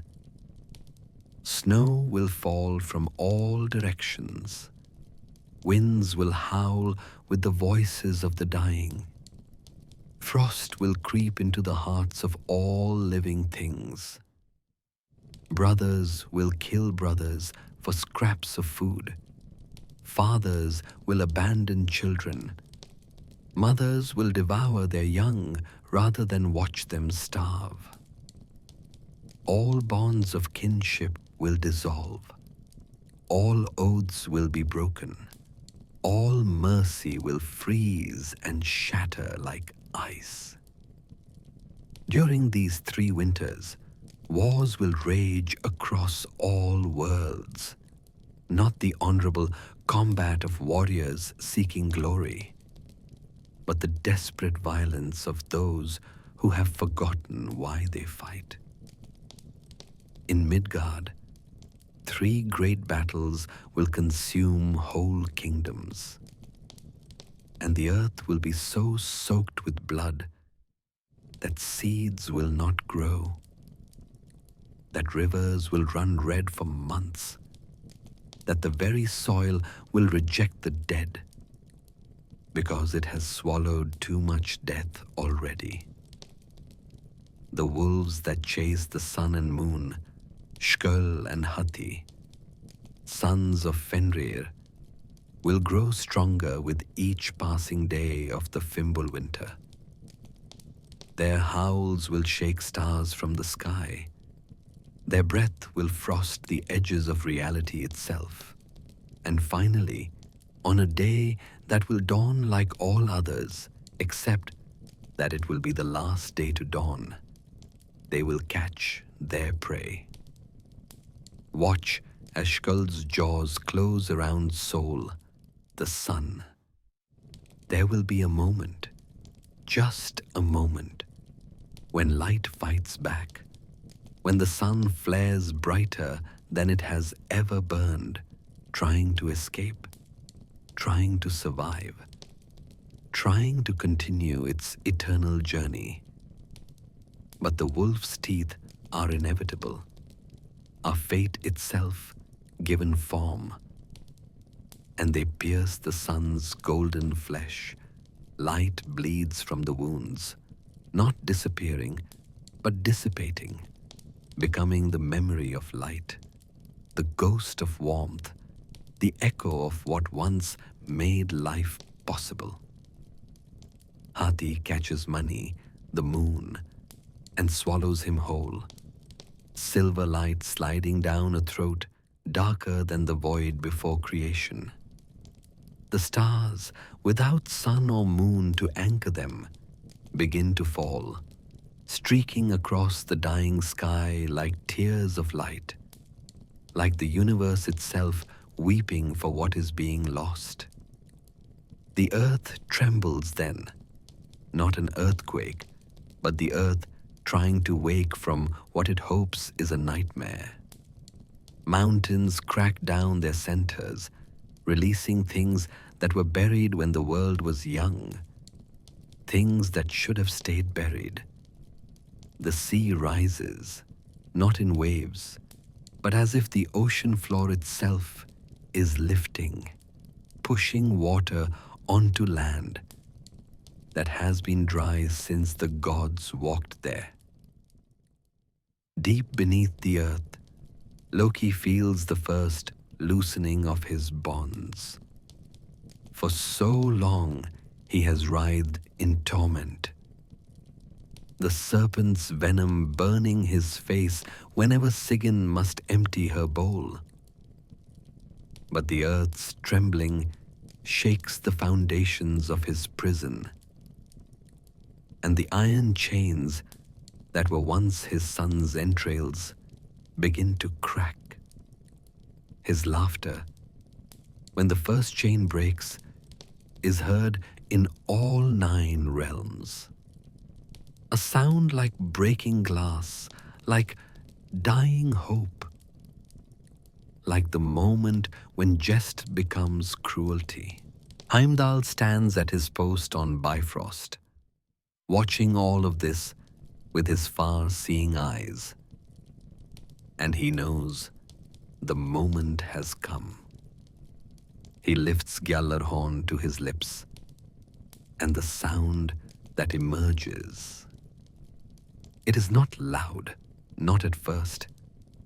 It begins as a whisper, as the suggestion of sound. But it grows and grows and grows until it fills all space, all time, until even the dead in Helheim cover their ears, until even the roots of Yggdrasil vibrate with its calling. At that sound, everything begins to move. In Jotunheim, the giants gather their armies, strapping on armor made from winter itself, taking up weapons forged from grudges held since the world's making. Hrym leads them from the east, his shield before him, his eyes holding reflections of Asgard burning. From the north, the ship Naglfar breaks free from its moorings. This ship, built from the untrimmed nails of the dead, larger than any vessel should be, begins to sail though there is no water beneath it, no wind to fill its sails. Loki stands at its helm, free at last, his scarred face terrible in its joy. And behind him crowd the dishonored dead from Helheim, given temporary substance for this final battle. Surta rises from Muspelheim, and his movement makes the fire realm expand, pushing against the boundaries of existence. His sword flames brighter than the sun ever did, a blade of pure ending, of cauterizing finality. Behind him march the sons of Muspel, beings of fire who existed before the gods, who will exist after, who understand destruction as a form of purification. The rainbow bridge cracks as Surtur approaches, its colors bleeding into each other, becoming a chaos of light that hurts to perceive. It shatters completely as the fire giants cross, falling in pieces that will never be reassembled. Each fragment carrying a different color to a different world, where they will be remembered as auroras, as rainbows, as the gods' last gift to worlds about to die. Jormungandr, the world serpent, releases his tail from his mouth and rises from the ocean. The displacement of water as his massive coils emerge floods every coast, drowns every port, reaches inland for miles. His breath poisons the air itself, turning sky green as old copper, making birds fall dead mid-flight, causing trees to wither just from proximity to his exhalations. Fenrir runs free. His chain Gleipnir finally snapped, and his jaws gape so wide that his upper jaw scrapes the sky, while his lower jaw drags the earth. He swallows everything in his path.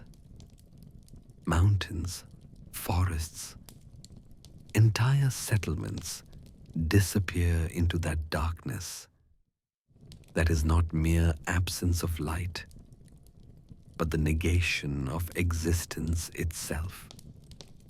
The gods arm themselves, though they know how this ends. Odin dons his golden helmet and his mail coat takes up Gungnir, the spear that never misses. Thor grips Mjolnir tighter than he has ever held it, lightning already crackling between his fingers. Freyr realizes the magnitude of his loss, having traded his self-fighting sword for love, and takes up a mere antler as his weapon. They march out from Asgard's broken walls, the Einherjar behind them.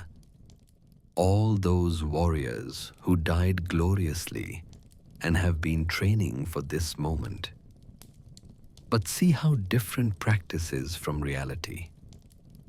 These men who died bravely once must now die bravely again, knowing that this time there will be no resurrection, no mead hall waiting, no tomorrow to make today's death meaningful.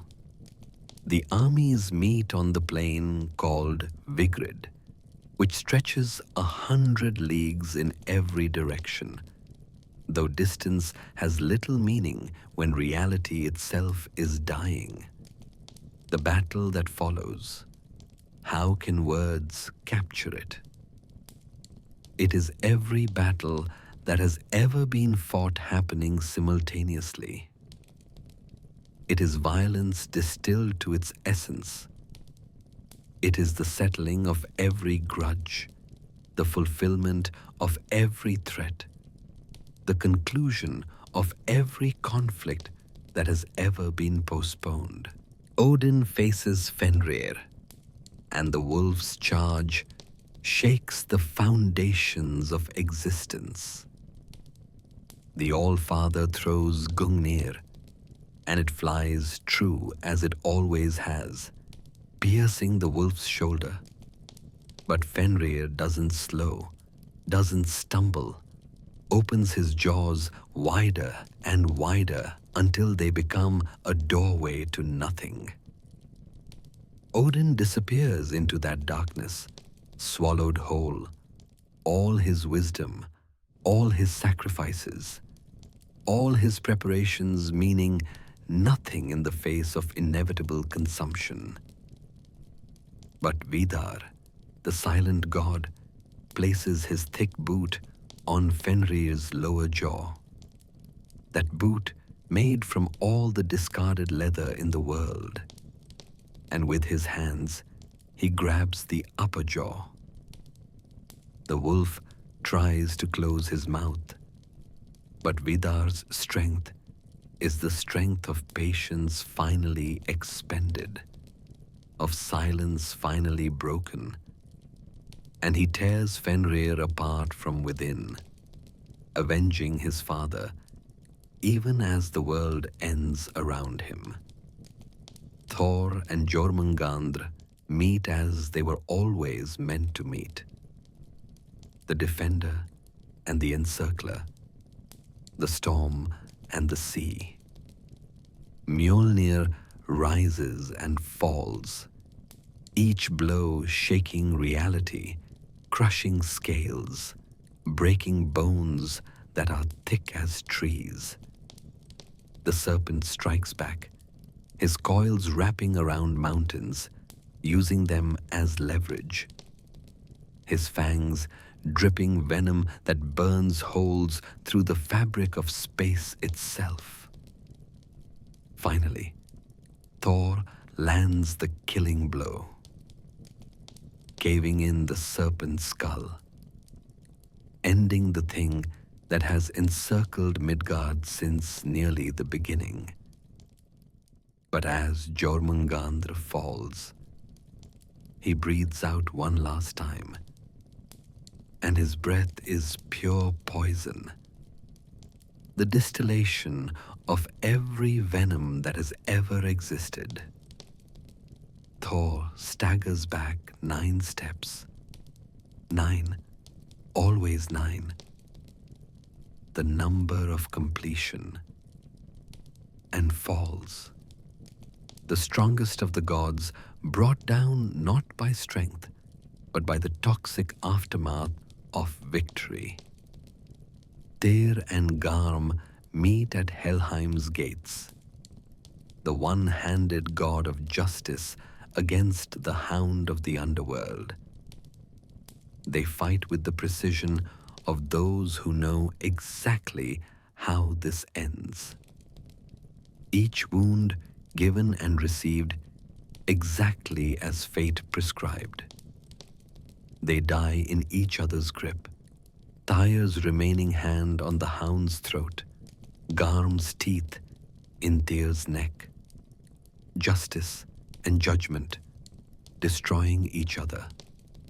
Heimdall and Loki, the Watcher and the Changer, the one who sees all and the one who becomes all, face each other across a space that is neither battlefield nor hall, but something between. They have always been opposites, order and chaos, consistency and change, the guardian and the trickster. When they strike the killing blows simultaneously, there is a sound like reality correcting itself, like a broken bone being set, like the universe exhaling after holding its breath since the beginning of time. Freyr faces Surtur with nothing but an antler, the god of fertility, against the ancient fire. He fights brilliantly, desperately, making the giant work for every step forward. But a weapon of horn and bone cannot stand against a sword of primordial flame. And Surtur's blade cuts through Freyr, through the space where Freyr was, through the very concept of growth and green things and tomorrow's harvest. And then, when all the personal battles are ending or ended, when gods and giants and monsters lie dead and dying across the plain of Vigrid, Surtur raises his flaming sword one last time. He brings it down, and the strike splits Yggdrasil itself, the world tree creaking, groaning, its ancient wood finally failing under the weight of too much ending. Fire spreads from that wound. Not normal fire, but the fire from before creation. The fire that unmakes rather than transforms. It races along every branch, down every root, consuming the 9 realms not with violence, but with terrible gentleness, like a parent finally laying to rest a child who has suffered too long. Asgard burns, its golden halls melting like honey, its rainbow bridge already shattered, its walls crumbling to ash that was once stone, that was once the bones of giants. Midgard burns, all human achievements, all love and loss and hope and fear, reduced to smoke that rises but has nowhere to go, because even the sky is burning. All the realms burn. Jotunheim's ice melts to steam to nothing. Alfheim's light dims to ember to darkness. Svartalfheim's forges cool for the first time since their lighting. Helheim itself burns, the dead dying again, finding in this second death either oblivion or something none living can name. The fire reaches Yggdrasil's roots, where Níðhöggr still gnaws, and the dragon is consumed even as he consumes, ending and being ended in the same eternal moment.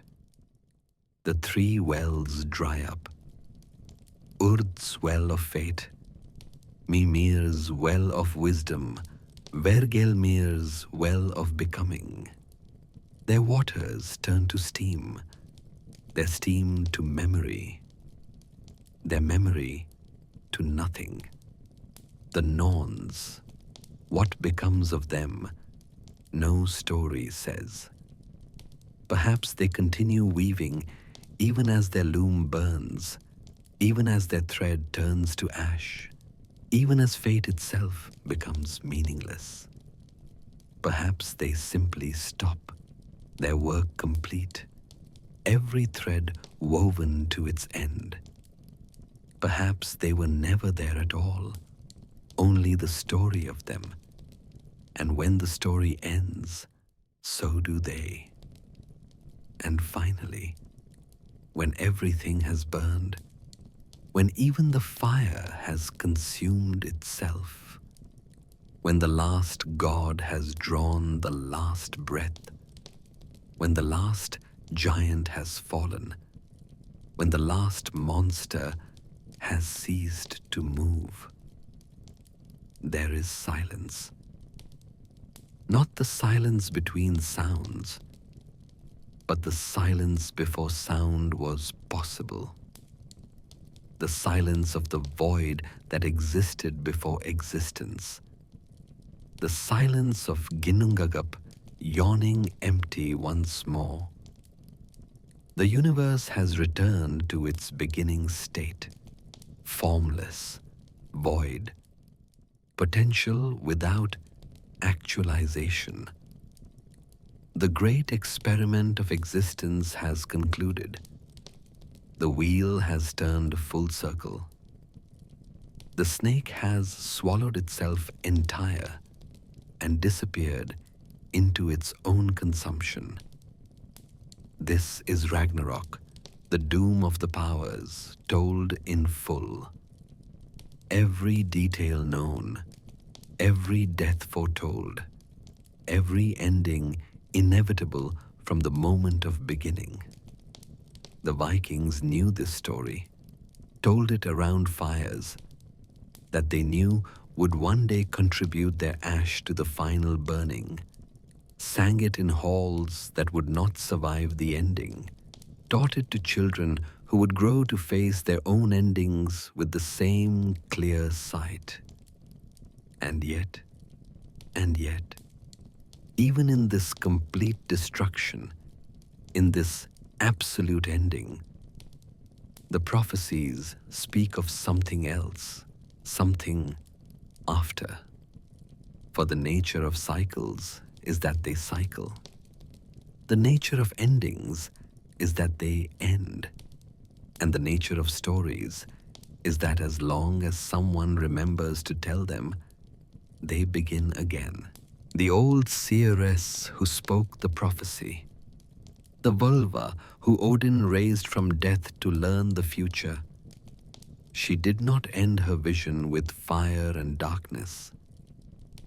She saw further, saw deeper, saw through the ending to what endings hide. But that vision belongs to another part of our journey. When we have descended deep enough that rising becomes possible. When we have embraced ending enough that beginning can be imagined. For now, rest in the darkness that follows Ragnarok, the darkness that is not evil, but exhausted, not malicious, but complete. It is the darkness of work finished, of struggles ended, of every debt paid and every fate fulfilled. It is the darkness that comes after the last candle gutters, when even the smoke has dissipated, when there is nothing left to burn, and therefore nothing left to fear. The gods knew this darkness was coming and chose to live anyway, chose to love anyway, chose to build halls and forge treasures and father children and make promises they knew time would break. This is their greatest gift to us. Not their power, but their mortality. Not their victory, but their willingness to fight the unwinnable fight. And in that darkness, in that silence, in that space between ending and whatever comes after ending, something stirs, a seed that survived the burning, a root that goes deeper than fire can reach, a possibility that even the Norns might not have seen. But that is a whisper for later, a promise for the deep hours when even endings need endings, when even doom needs hope, when even Ragnarok needs its own twilight. Now we turn from the great ending to the personal endings, from the doom of gods to the doom of men, from the twilight of the world to the twilight of individual lives. Come, walk with me along the warrior's path, the road that leads from the battlefield to the hall of the slain, from the last breath to the eternal feast, from mortality to a different kind of immortality. Feel the ground beneath us change from earth to something else. Not quite solid, not quite air, but the substance of transition itself. This is the path the Níðhöggr travel, the chosen warriors, those deemed worthy by the Valkyrie to join the All-Father's army. Every step on this path is paid for in blood, every mile measured in courage, every turn determined by how death was met. A warrior's preparation for this journey begins not at death, but at birth. When a Norse child was born, the father would lift the infant, acknowledging it as his own, accepting it into the family, and thereby into the possibility of honor. If the child was not lifted, it was exposed, left to the elements or the wolves, denied even the chance to walk any path at all. Those who were accepted grew surrounded by stories of glory, of ancestors who died with swords in their hands, of heroes who chose death over dishonor. Children played with wooden swords before they could properly walk, learned the names of famous battles before they learned to count, understood that life was not about how long you lived, but how well you died. Young warriors would dedicate themselves to Odin, becoming berserkers or Ulfhetnar, bear shirts or wolf coats. In battle, they would enter a trance state, becoming more than human, less than human, something between man and beast. They fought without armor, howling like wolves, biting their shields, immune to fire and iron. Some say Odin possessed them. Others say they possessed themselves with the idea of Odin. These berserkers walked closest to death, even while living. They dwelt at the edges of society, too dangerous for peacetime, too valuable for war. They knew that their rage gift came with a price, that those who fought like beasts might die like beasts, that the line between glorious death and shameful death was thin as a blade's edge. When battle came, and battle always came, warriors would prepare themselves with rituals older than memory. They would paint their faces with woad and blood, making themselves terrible to behold. They would drink ale mixed with herbs that sharpened sight and steadied hands. They would sing death songs, not mournful but joyful, like lovers singing to their beloveds. The battlefield itself was sacred space, a temporary temple where sacrifices were made to the god of war. Every warrior knew that they entered this temple as priest and offering both, that they might consecrate the ground with enemy blood or water it with their own. There was no middle ground, victory or death, glory or shame, Valhalla or Helheim. When the battle fury came upon them, warriors reported later, if they survived, the world changed. Colors became more vivid. Time stretched like honey. Every detail carved itself into memory. They could see the Valkyries sometimes, riding just at the edge of vision, their spears pointing to those who would not see another dawn. The moment of death, for those chosen for Valhalla, was not ending, but transformation. The pain of wounds became distant, unimportant, like remembering pain rather than feeling it.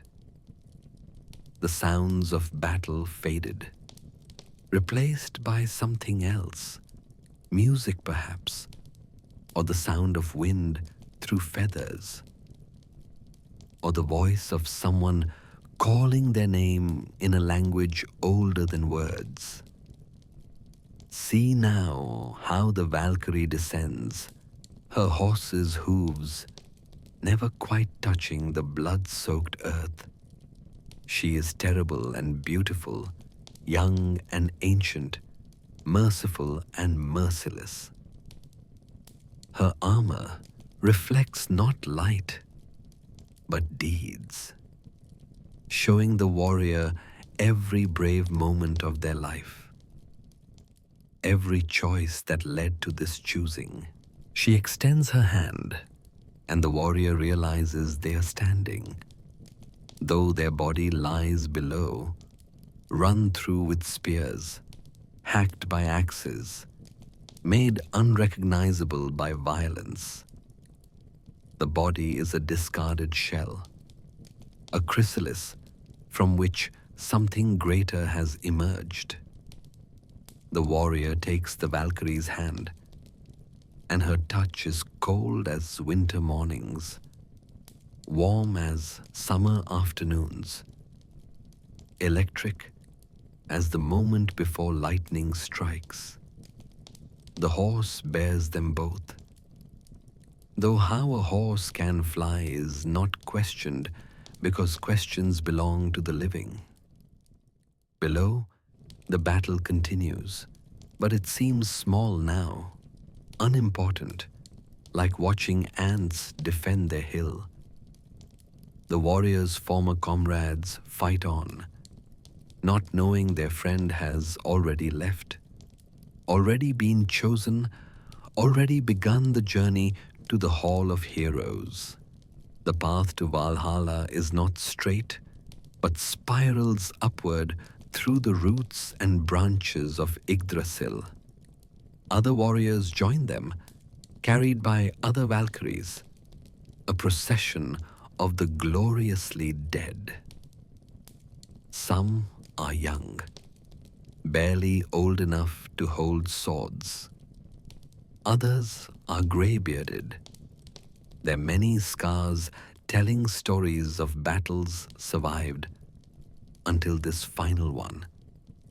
They pass through realms of increasing strangeness, through forests where the trees bleed sap that looks like blood, smells like mead, over bridges built from single hairs that somehow support any weight, across fields where every blade of grass is a sword, yet soft as silk to touch. The Rainbow Bridge, Bifrost, appears different to the dead than to the living.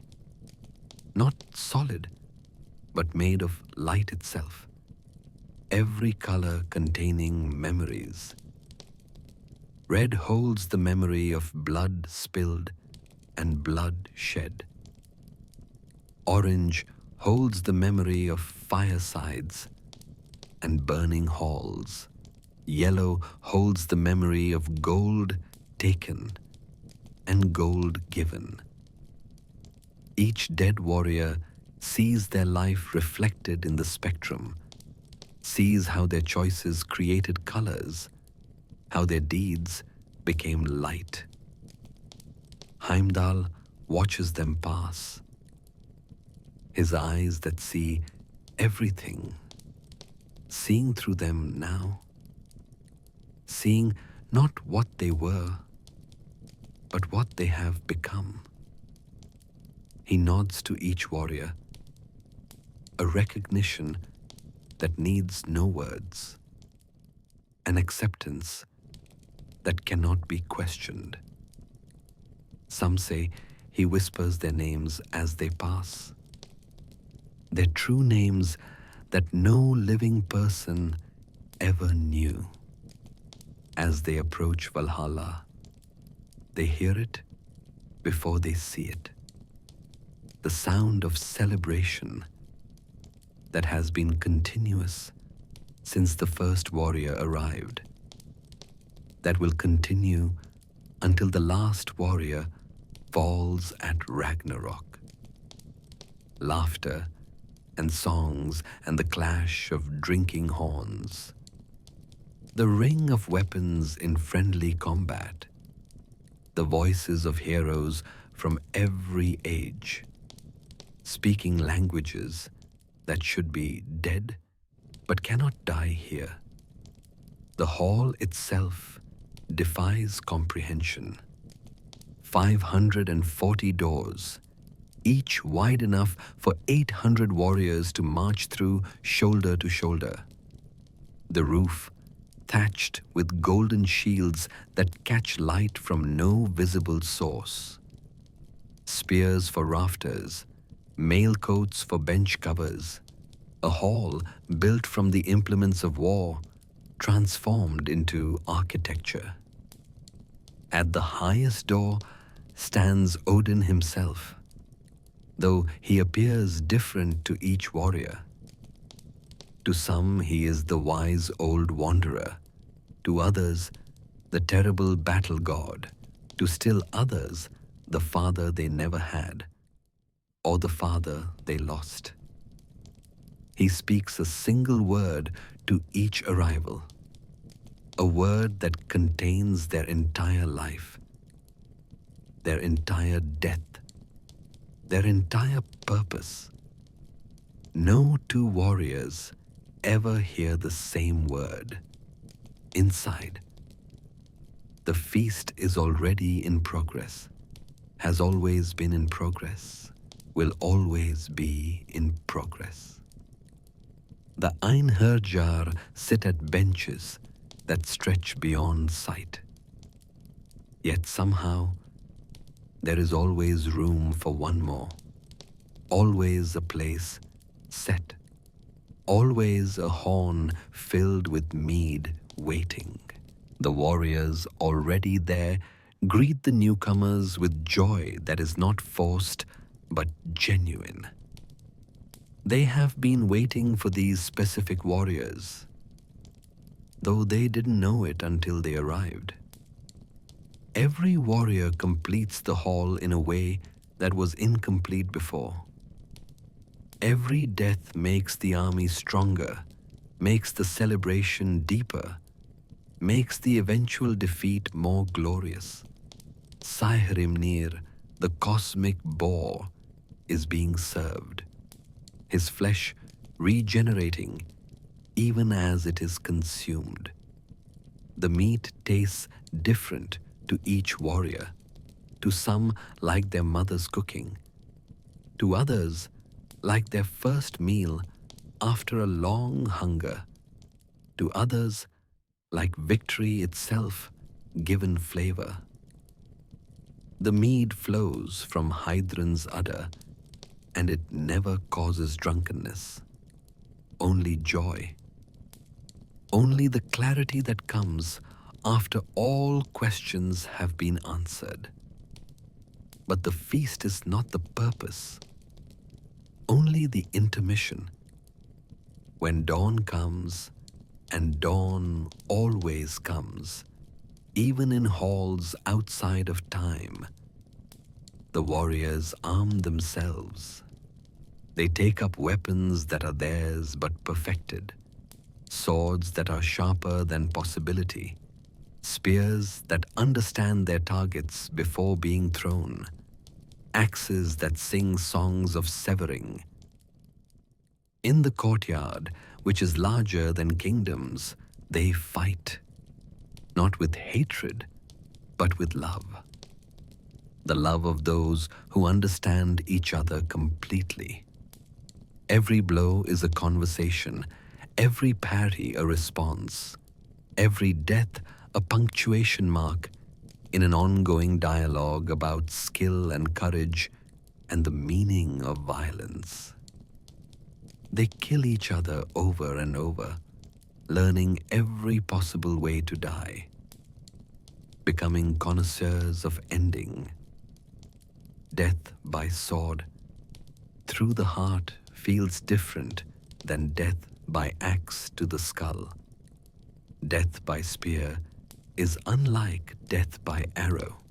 Each death teaches them something new about life, about what it means to have a body, to lose a body, to regain a body, only to lose it again.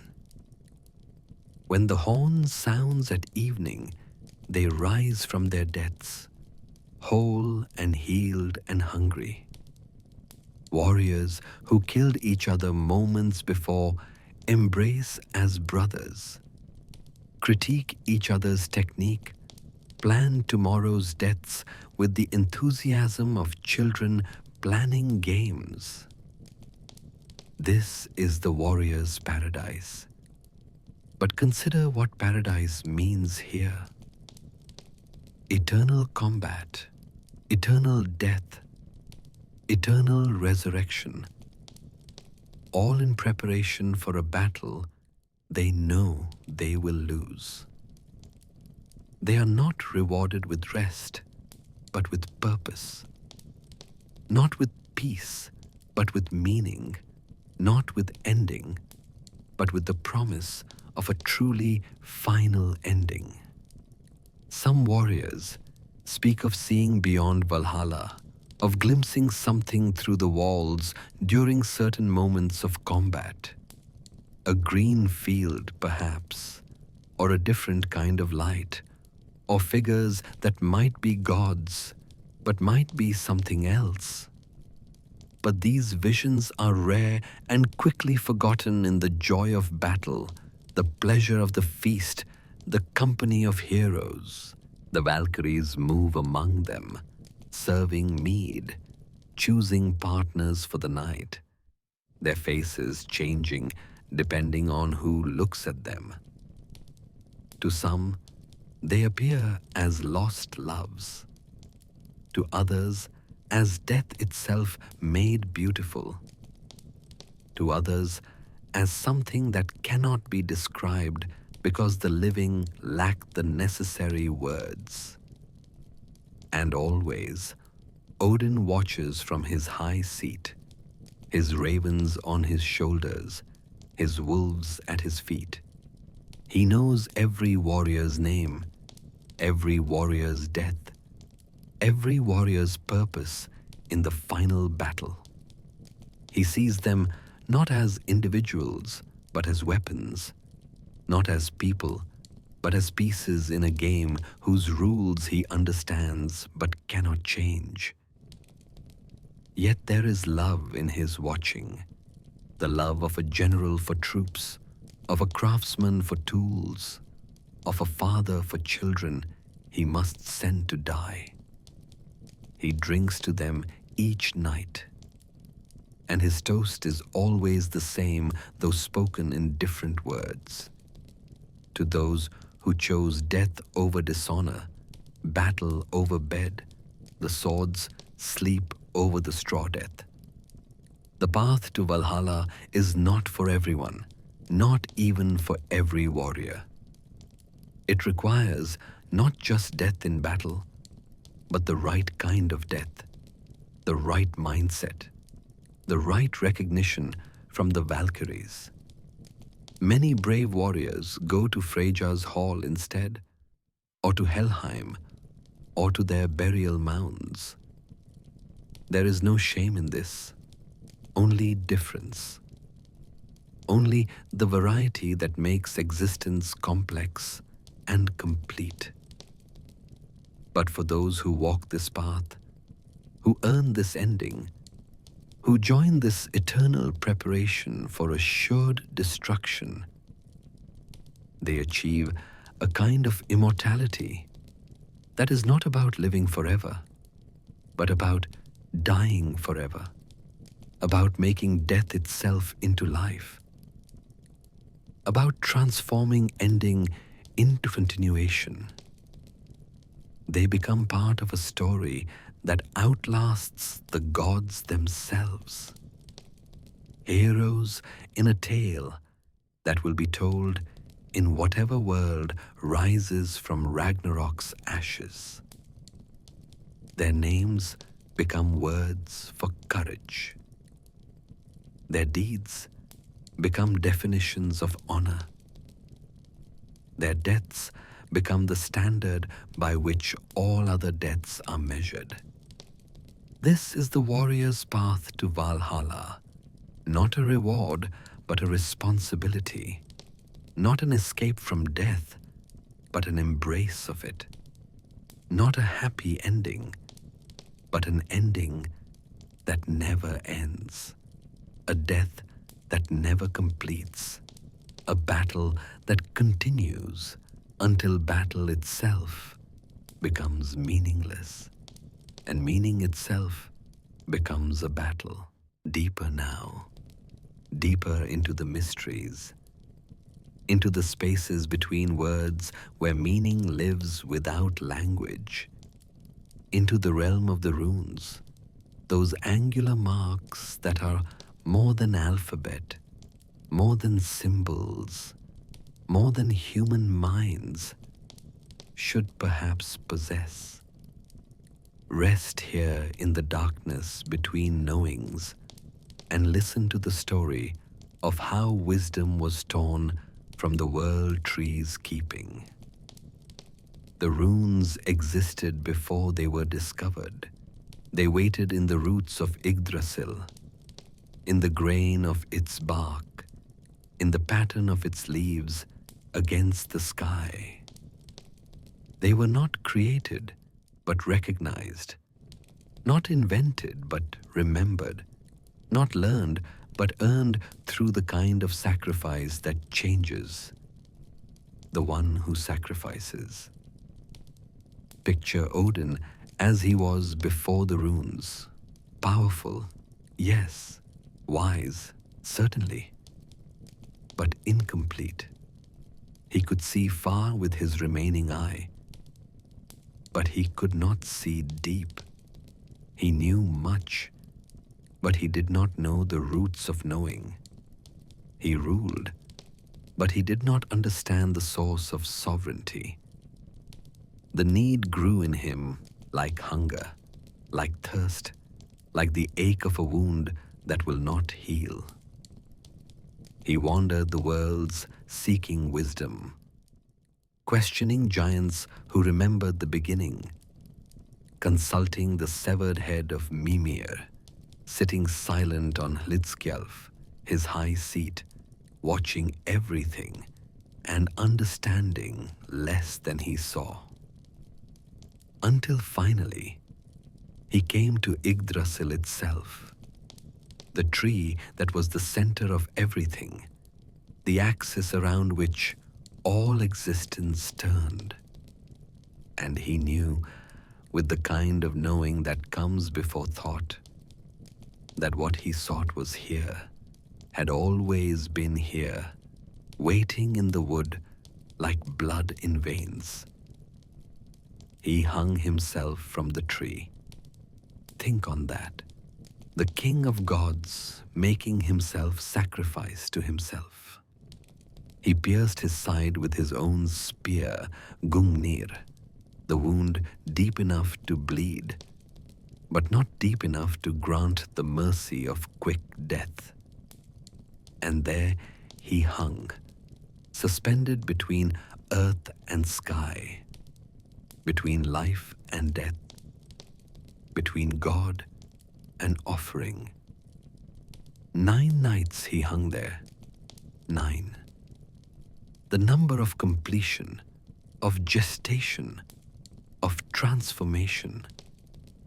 No one brought him food, for who would dare interrupt a god's sacrifice to himself? No one brought him water, for this thirst was necessary, was part of the price. He hung in agony that was physical, mental, spiritual, existential.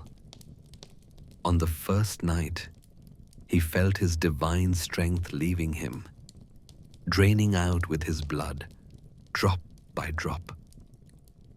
On the second night, his remaining eye began to fail, the world dissolving into shadows. On the third night, he forgot his own names, all of them, became nobody, became everybody, became the space between. On the fourth night, the boundaries of his body became uncertain. Was he the god hanging from the tree? Or was he the tree itself? Or was he the wind moving through leaves that might be his hair? On the fifth night, time became circular. He was hanging, had always been hanging, would always be hanging, the eternal sacrifice, eternally sacrificing. On the sixth night, he heard them, the runes, whispering in the wood, singing in his blood, screaming in the wind. But he could not see them, could not grasp them, could only know they were there, like trying to remember a dream while still dreaming. On the seventh night, the pain transformed into something else. Something that had no name because it existed before naming was possible. On the eighth night, he died. Not the death of the body, for God's bodies are more idea than flesh, but the death of everything he had been, everything he had thought he was. He became the void, the gap, the nothing that exists so that something can exist in contrast. And on the ninth night, at the moment between night and dawn, between death and whatever comes after death, he saw them. The runes revealed themselves, rising up from the depths below, glowing with their own light. That was not light, but understanding, made visible. He screamed then, a sound that shattered stones in Midgard, that froze flames in Muspelheim, that made the Norns pause in their weaving. And in that scream, he spoke the runes for the first time, all 24 of them. Though some say there were more, runes that no throat can speak, that no mind can hold without breaking. He fell from the tree, or perhaps the tree released him, or perhaps falling and releasing are the same thing seen from different angles. He had the runes now, carried them in his mind like burning coals, like fragments of the first fire, like words that could reshape reality, because they were reality, condensed into forms that could be carved, written, spoken, thought. Let us speak their names now softly, carefully, for even their names carry power, even whispered in this deep hour when the world sleeps. Fehu, the first rune, shaped like cattle horns reaching upward. It means wealth, but not the wealth of gold that can be stolen. It means the wealth of cattle, of life that breeds more life, of abundance that creates more abundance. In the old days, cattle were currency, were survival, were the difference between thriving and dying. Fehu carved on a doorpost brings prosperity, but prosperity demands responsibility, demands sharing, demands the understanding that wealth hoarded becomes curse. Uruz follows the aurochs, the wild ox that no man could tame. See its shape, like horns lowered for charging, like strength condensed into angles. This is primal power, the strength that exists before civilization teaches us to be weak. It is the vital force that drives sap up trees, that pushes children from wombs, that makes the heart beat without our conscious will. To draw Uruz is to invoke the wild self, the one who remembers how to survive when all comfortable things fail. Thurisaz, the thorn, the giant, the force of chaos that threatens but also teaches. Its shape is sharp, defensive, a warning made geometric. This is Thor's rune, the hammer rune, the rune of boundaries defended and boundaries broken. It protects by threatening, saves by destroying, creates space by establishing threat. Giants are Thurisas, and giants remember what gods try to forget. That chaos came first, that order is temporary, that thorns grow back no matter how often they are cut.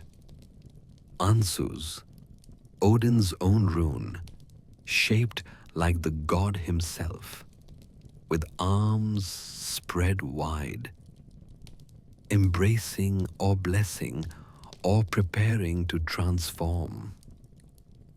This is the rune of divine breath, of inspiration, of the word that creates what it names. When the gods breathed life into the first humans, they gave them Ansus. It is consciousness itself, the ability to know that we know, to speak and be understood, to lie and thereby create new truths. Raidho, the wagon rune, the journey rune, shaped like a road with a turn, like movement that has direction. This is both physical travel and spiritual journey, both the path and the walking of it. Raidho, carved on a vehicle, protects the traveler, but more, it ensures that the journey has meaning, that you arrive changed, that the destination is less important than the transformation. Kenaz, the torch, the controlled fire, shaped like an opening, like light emerging from darkness.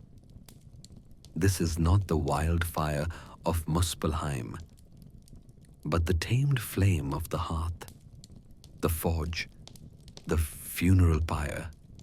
It illuminates, but also consumes, reveals, but also transforms. Artists invoke Kenaz and lovers, and all who seek to create through destruction, to reveal through burning away what obscures. Gebo, the gift, shaped like two beams crossed, like the intersection where exchange happens. But gifts among the Norse were never free. Every gift creates obligation. Every generosity demands reciprocity. Gebo is the rune of contracts, marriages, alliances, all the bonds that tie individuals into community. To give a gift is to create relationship. To accept a gift is to accept responsibility. Wunjo, joy, shaped like a banner flying in victory wind. But this is not simple happiness. It is the joy that comes after struggle, the celebration that follows survival, the feast after the battle. Wunjo carved brings harmony, but harmony achieved, not harmony given. It is the joy of the warrior who survived, the mother whose child lived through winter, the farmer whose crops survived the storm. Hagalaz, the hail rune, shaped like destruction, connecting above and below. Hail destroys crops, kills cattle, breaks everything humans build to keep nature out. This rune cannot be controlled, only endured. It is the reminder that we are not in charge, that nature includes forces that care nothing for human plans. Yet, hail melts to water, destruction becomes nourishment. And Hagalaz teaches that sometimes things must be destroyed to be renewed.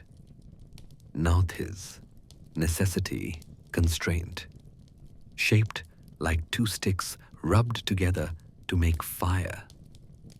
This is the rune of need, of desperation, that drives innovation, of constraints that create creativity.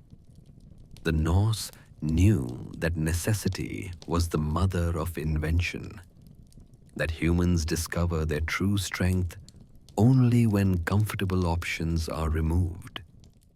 Now Tis brings hardship, but hardship that teaches, that transforms, that reveals who we really are when everything unnecessary is stripped away. Isa, ice, a single vertical line, simplicity itself. But ice is never simple. It preserves and it kills. It clarifies and it obscures. It stops movement and it enables travel across water. Isa is the rune of stillness, of patience, of things held in suspension. When carved, it brings pause, delay, the time needed for clarity to emerge. But ice always melts eventually, and what was preserved in ice emerges changed by its preservation. Jera, the year, the harvest, shaped like the cycle completing itself.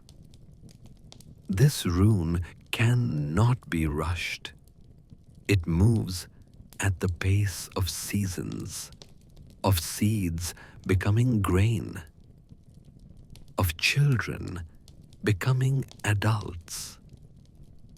Jera promises that efforts will be rewarded, but only when the time is right, only when the cycle completes.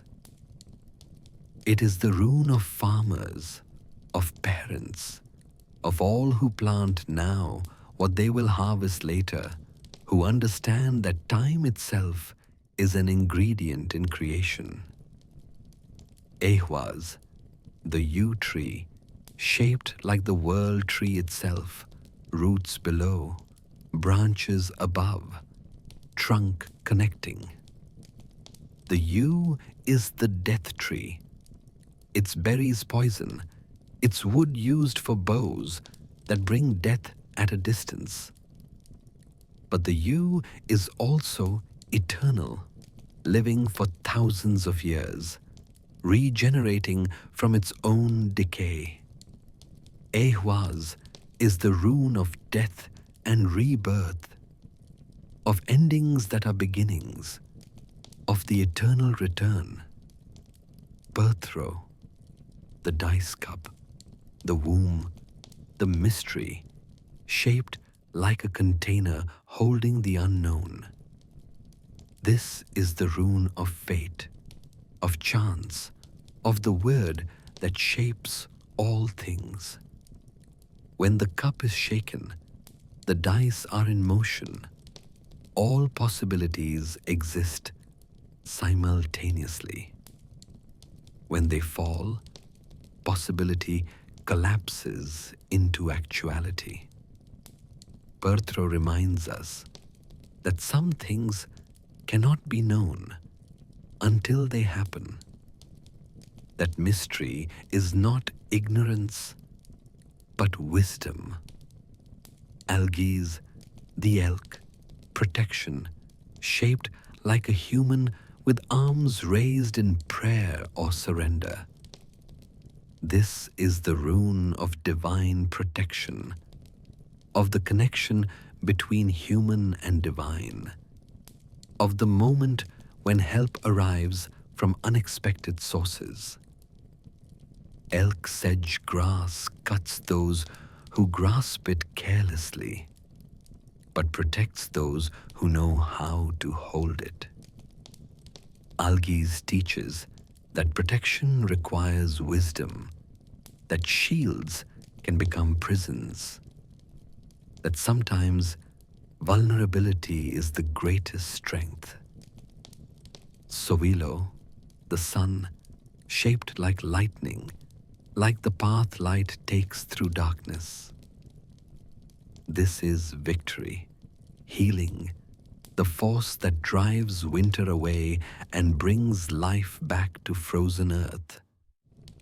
But the sun also burns, also blinds, also creates the shadows it seems to banish. Soilo is power without ambiguity, success without compromise. The kind of victory that cannot be questioned. But remember, the sun itself will be swallowed, and even Soilo's power has limits. Now, we pass into the second Ayat, the second family of 8 runes, where the mysteries deepen, where human concerns give way to cosmic forces. Tiwa's Tir's rune, shaped like a spear, pointing skyward like justice ascending. This is honor, sacrifice, the willingness to pay the price for what is right. Tyr gave his hand to bind the wolf, knowing the cost, accepting it. Tiwaz brings victory in just causes, but demands sacrifice, demands that we give up something valuable to gain something necessary. Barkano, the birch goddess, shaped like the breasts of the earth mother, like hills nurturing. This is the rune of becoming, of birth and rebirth, of the feminine force that creates and sustains. Birch trees are first to return after fire, their white bark like hope in devastated landscapes. Barkano brings new beginnings, but beginnings are also endings. Birth is also separation. Creation is also transformation. Ehwaz, the horse, shaped like 2 horses, head to head, like partnership, like movement, harmonized. This is not just travel, but the relationship between horse and rider, the trust that allows one being to carry another. Ehwaz is all partnerships, all relationships where separate beings move together toward common purpose.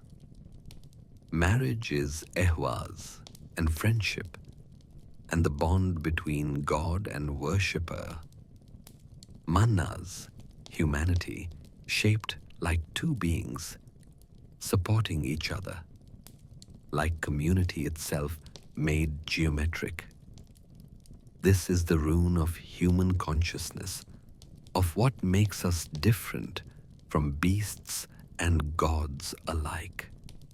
We are neither immortal nor purely instinctual, neither divine nor animalistic, but something between, something unique. Manas reminds us that to be human is to be connected, that isolation is death, that we exist only in relationship to others. Lagus, water, shaped like a wave rising, like the force that wears away mountains. Water finds its way around all obstacles, through all defenses, into all secret places. This is the rune of the unconscious, of dreams, of the emotions that move through us like tides. Lagus brings intuition, psychic abilities, the knowledge that comes from feeling rather than thinking. But water also drowns, also freezes, also reflects lies as easily as truth.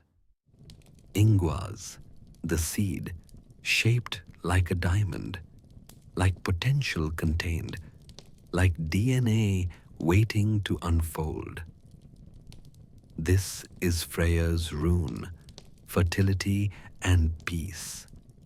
The seed in the ground, the child in the womb, the idea before it becomes action.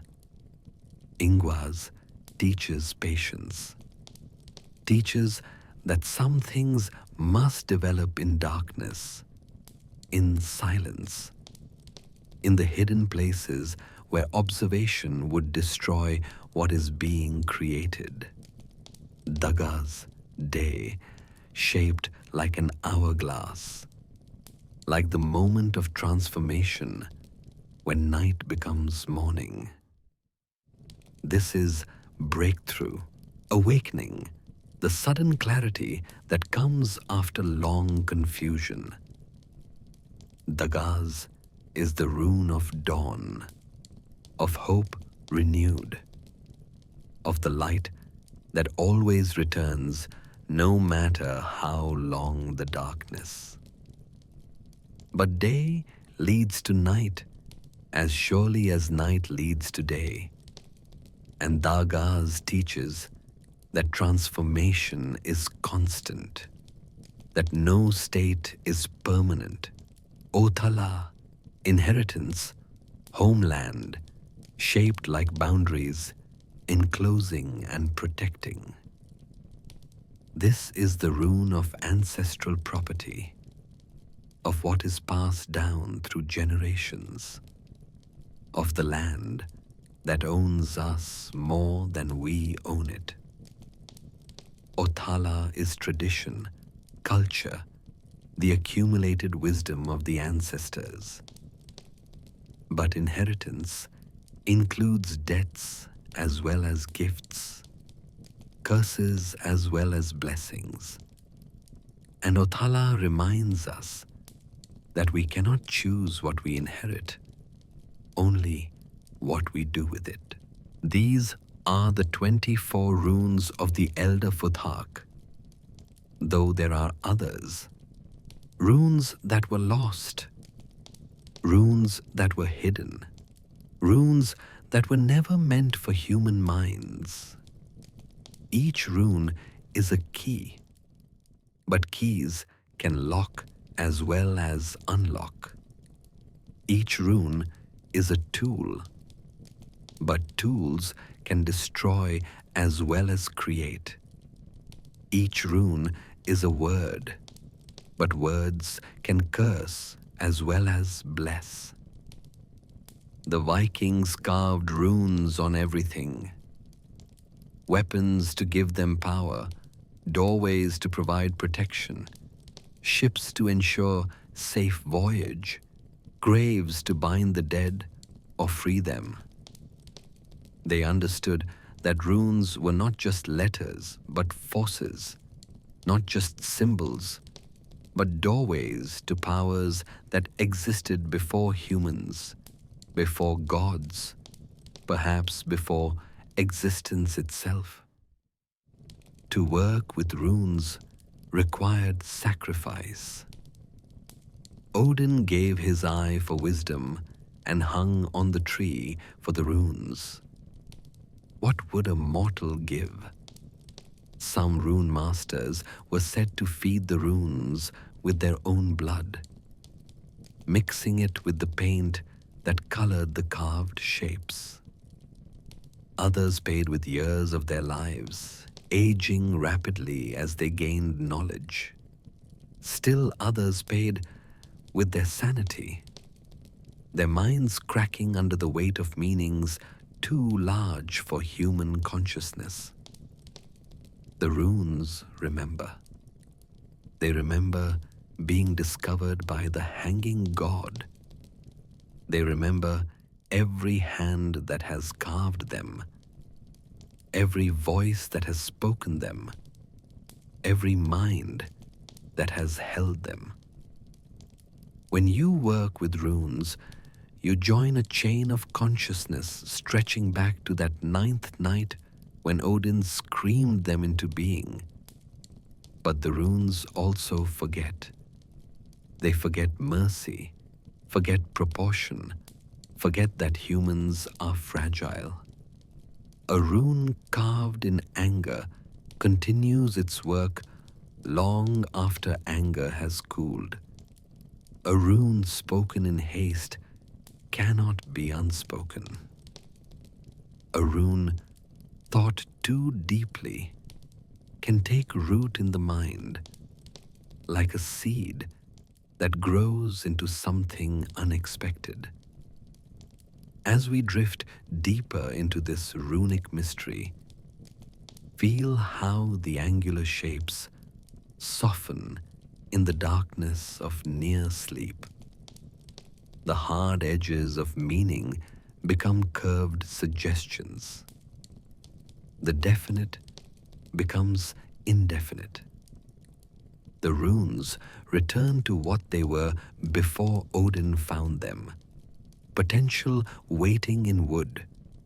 Patterns that might mean anything. Marks that the morning might reveal as merely scratches, or as doors to powers we were never meant to possess. As it was in the beginning, before the runes, before the gods, before the giants, before anything that could be called a thing. There was the void, and the void was complete, and the completion was perfect in its emptiness. Listen now to the full story of creation, the complete telling, with all its threads woven together like the Norns weave fate. For creation is not a single act, but a continuous unfolding. Not a moment, but an eternal process. Not a beginning, but the first recognition that beginning is possible. Ginnungagap yawned in perfect silence. Not the absence of sound, but the absence of the possibility of sound. Not darkness, but the absence of the concept of light, or its opposite. It was the pregnant pause before existence, gravid with potential that had no expression, no form, no purpose yet. Time did not exist, so we cannot say how long the void waited. Perhaps forever, perhaps never, perhaps both simultaneously.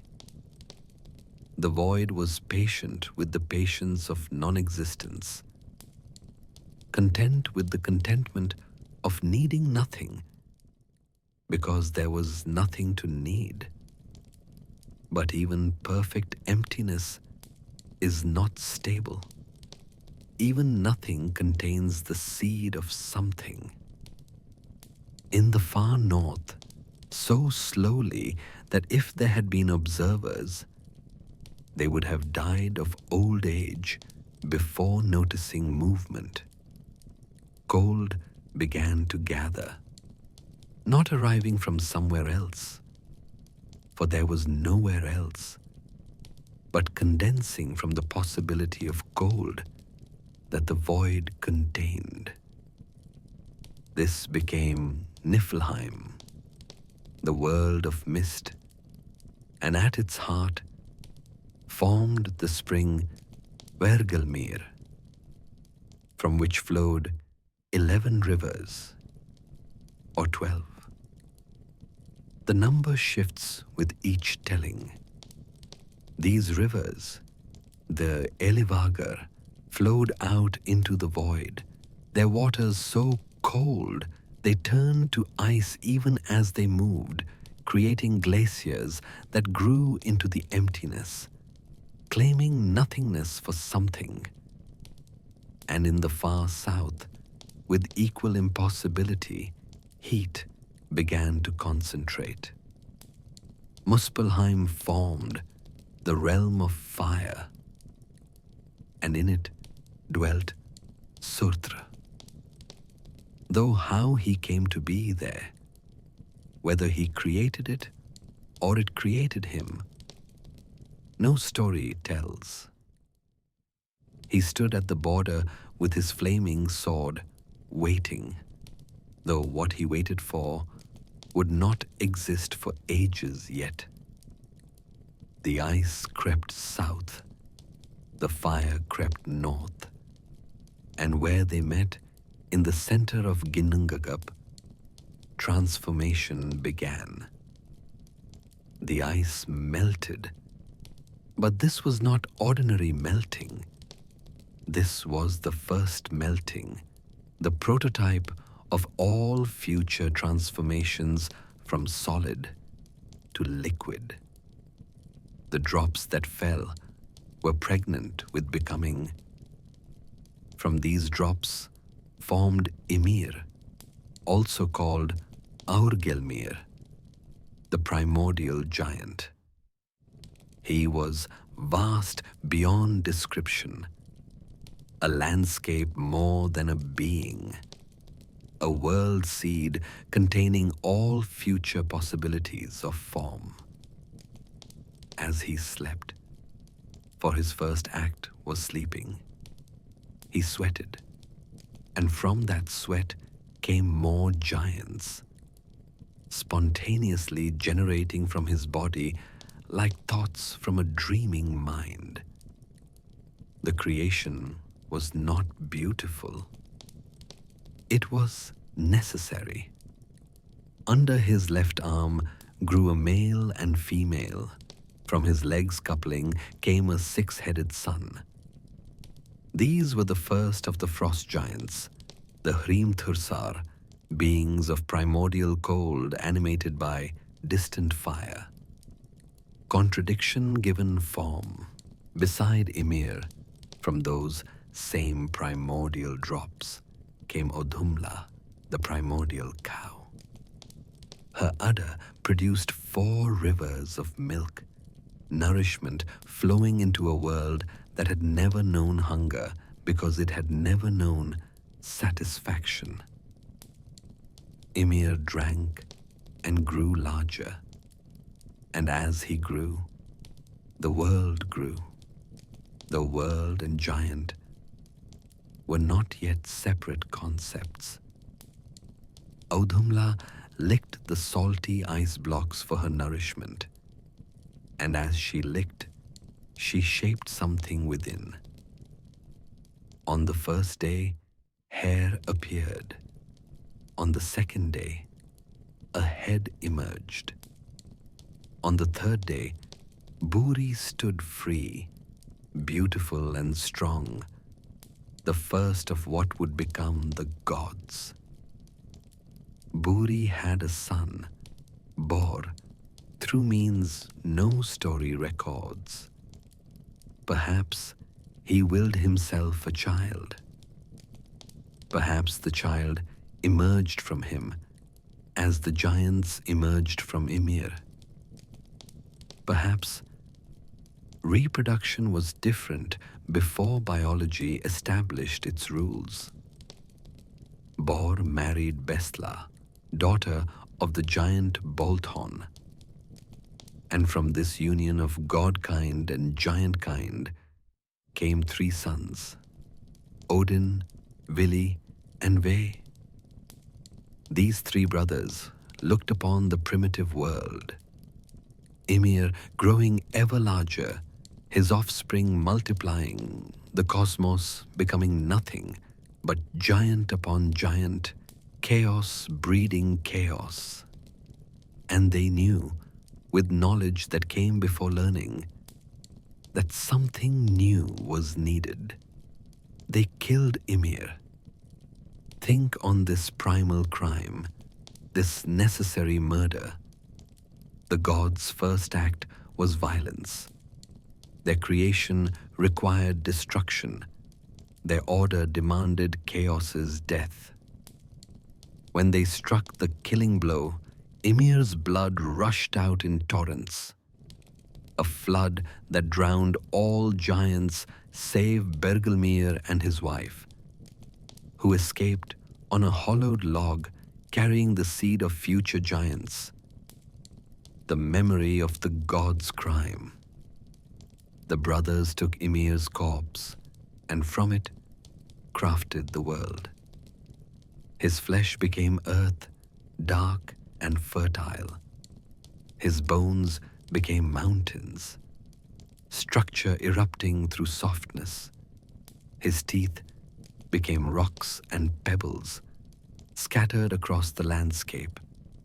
His blood became the seas, which is why seawater tastes of salt and iron, why it remembers violence.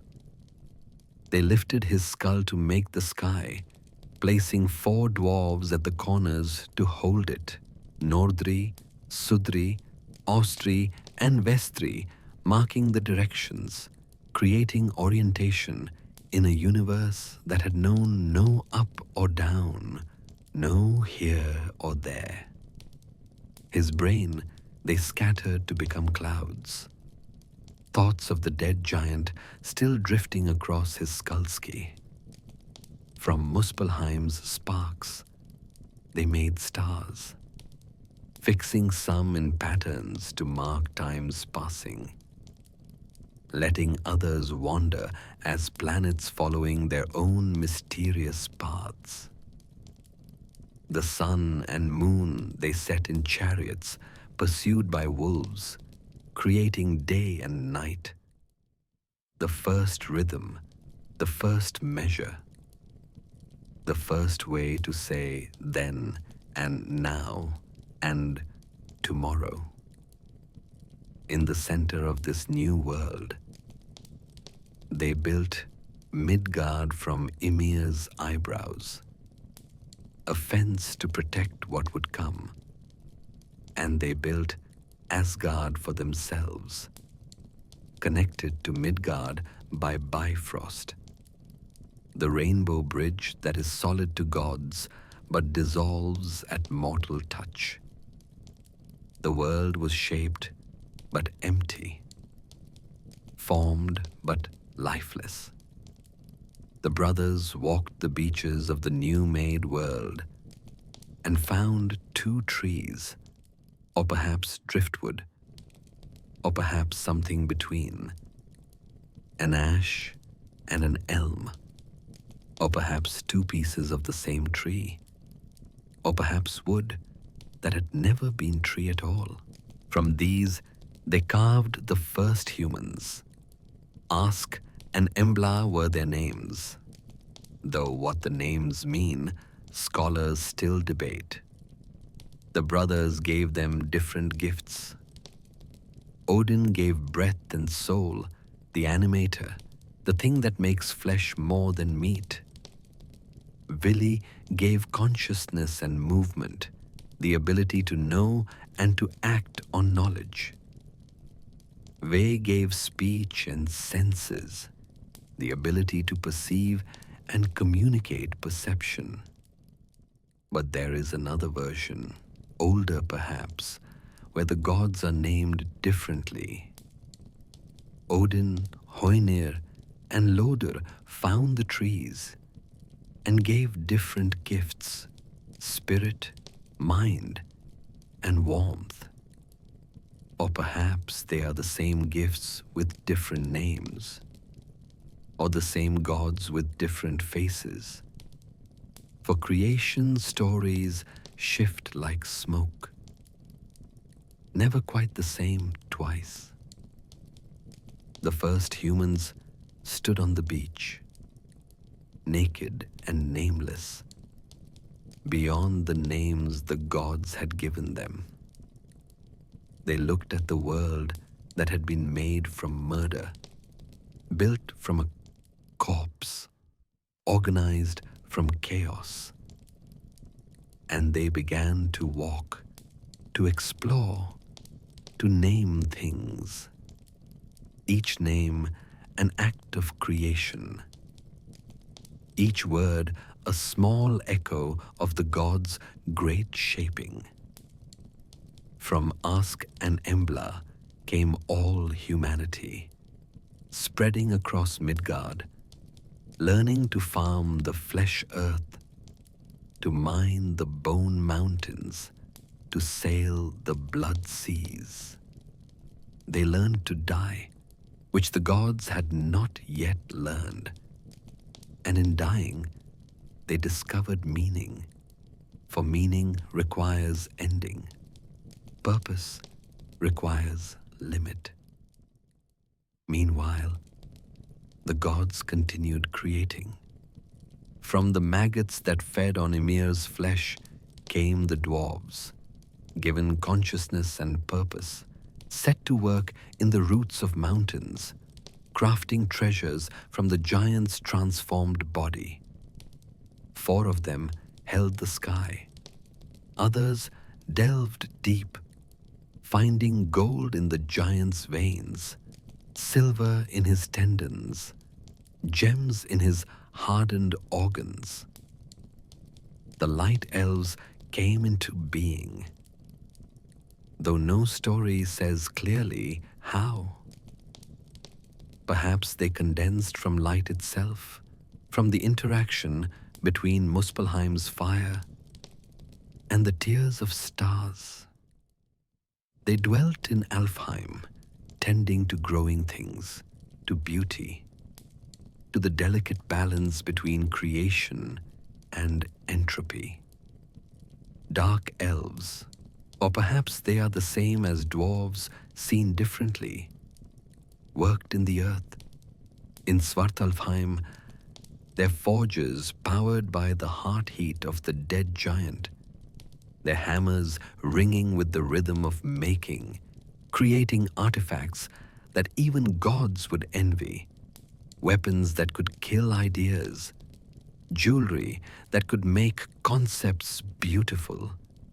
And the giants who survived, Bergelmir's descendants, built their own world in Jotunheim, remembering always that the gods' glory was built on genocide, that Asgard's foundations were blood-soaked, that creation required destruction and would require it again. Yggdrasil grew, though whether it grew from a seed or simply was, stories disagree. Its roots reached through all worlds. Its branches held all worlds. Its trunk connected all worlds. It was the center and the circumference, the axis and the wheel. The tree that held existence like fruit. At its roots, 3 wells formed. Urd's well, where fate pools and the Norns draw water to sustain the tree. Mimir's well, where wisdom waits for those willing to pay its price.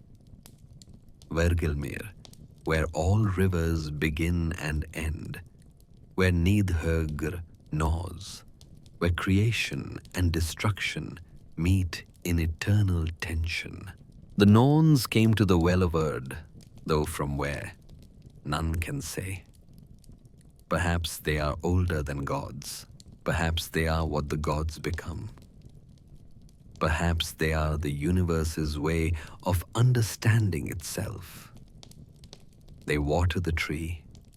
They weave fate. They speak the things that must be, and their speaking makes them true. This is how the cosmos took shape. 9 worlds, though the counting varies. Asgard and Vanaheim for the gods, Alfheim for the light elves, Midgard for humanity, Jotunheim for the giants, Svartalfheim for the dwarves, Helheim for the dead, Muspelheim for fire, Niflheim for eyes. Each world complete in itself, yet part of a greater whole. Each world containing all possibilities, yet limited by its nature. Each world separated from the others, yet connected through the tree, through through the wells, through the roots and branches that make many into one, and through all the worlds moved forces older than shape. Fate, weaving through everything like thread through cloth. Time, flowing like sap through the world tree. Death, patient and certain, waiting in every shadow.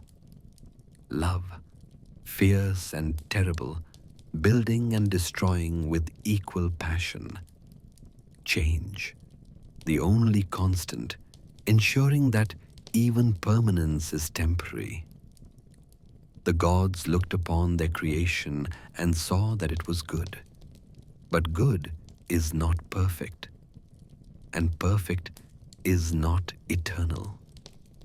They knew, had always known, would always know that what is created must be destroyed, that Ragnarok was not a future event, but a present certainty, that the tree they sustained was dying even as it grew, that the worlds they built were temporary arrangements of matter that remembered being Ymir, that longed to return to simplicity. Yet they continued, building halls, forging relationships, creating stories. Because the meaning is not in permanence, but in the act of creation itself, not in the lasting, but in the making, not in the eternal, but in the moment when nothing becomes something, when void becomes form, when silence becomes song. This is the complete creation, from nothing to everything, from void to cosmos, from silence to story. It continues still, for creation is not a past event, but an ongoing process.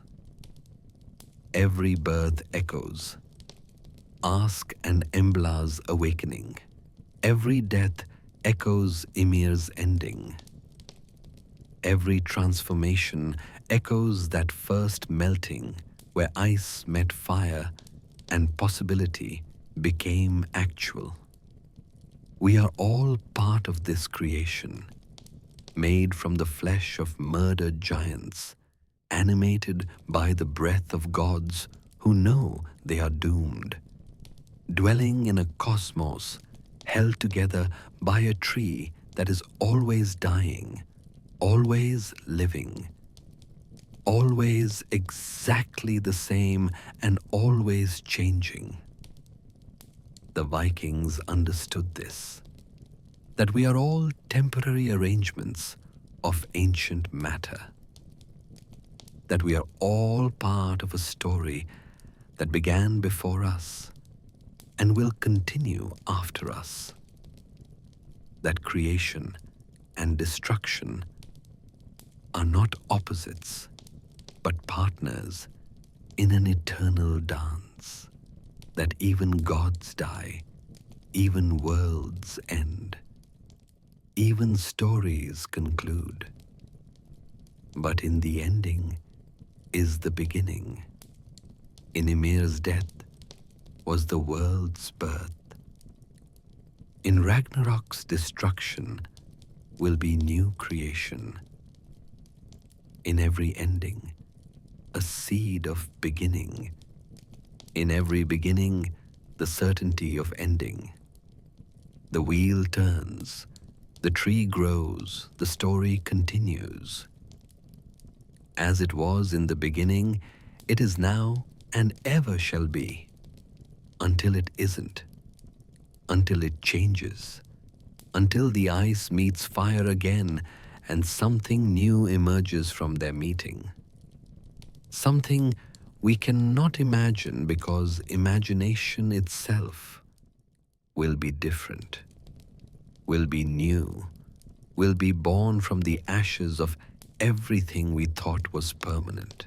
Now, as we drift deeper into the night's embrace, as consciousness softens like wax near flame. Let us weave together all the threads we have followed through this vast tapestry of Norse mythology.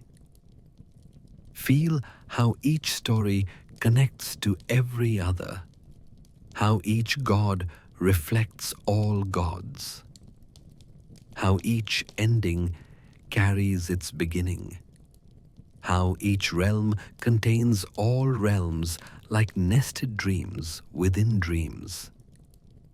Return with me first to Yggdrasil, the world tree that has been with us through every tale. See now how it is not just a tree, but the shape of existence itself. Its roots are the past, reaching down through death and wisdom and fate. Its trunk is the present, always growing, always dying, always exactly this moment. Its branches are the future, spreading into possibilities that even the Norns see only dimly.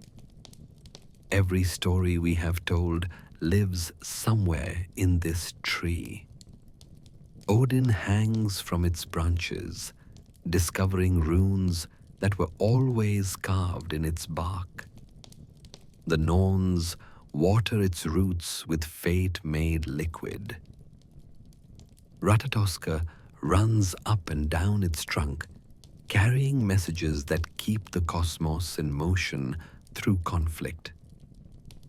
The 9 realms rest in its branches like fruit, each one a complete world, each one just a part of something larger. The tree remembers everything. It remembers being a seed in the void.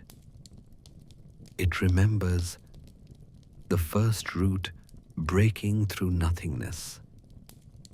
It remembers every soul that has sheltered in its shade, every god who has sat beneath its branches, every drop of water the Norns have poured on its roots. And it remembers forward too, remembers its own burning at Ragnarok, remembers the green shoot that will emerge from its ashes.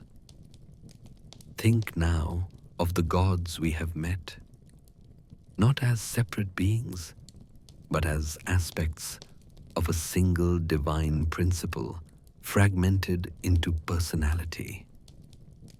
Odin, the seeker, sacrificing everything for wisdom that reveals only more questions.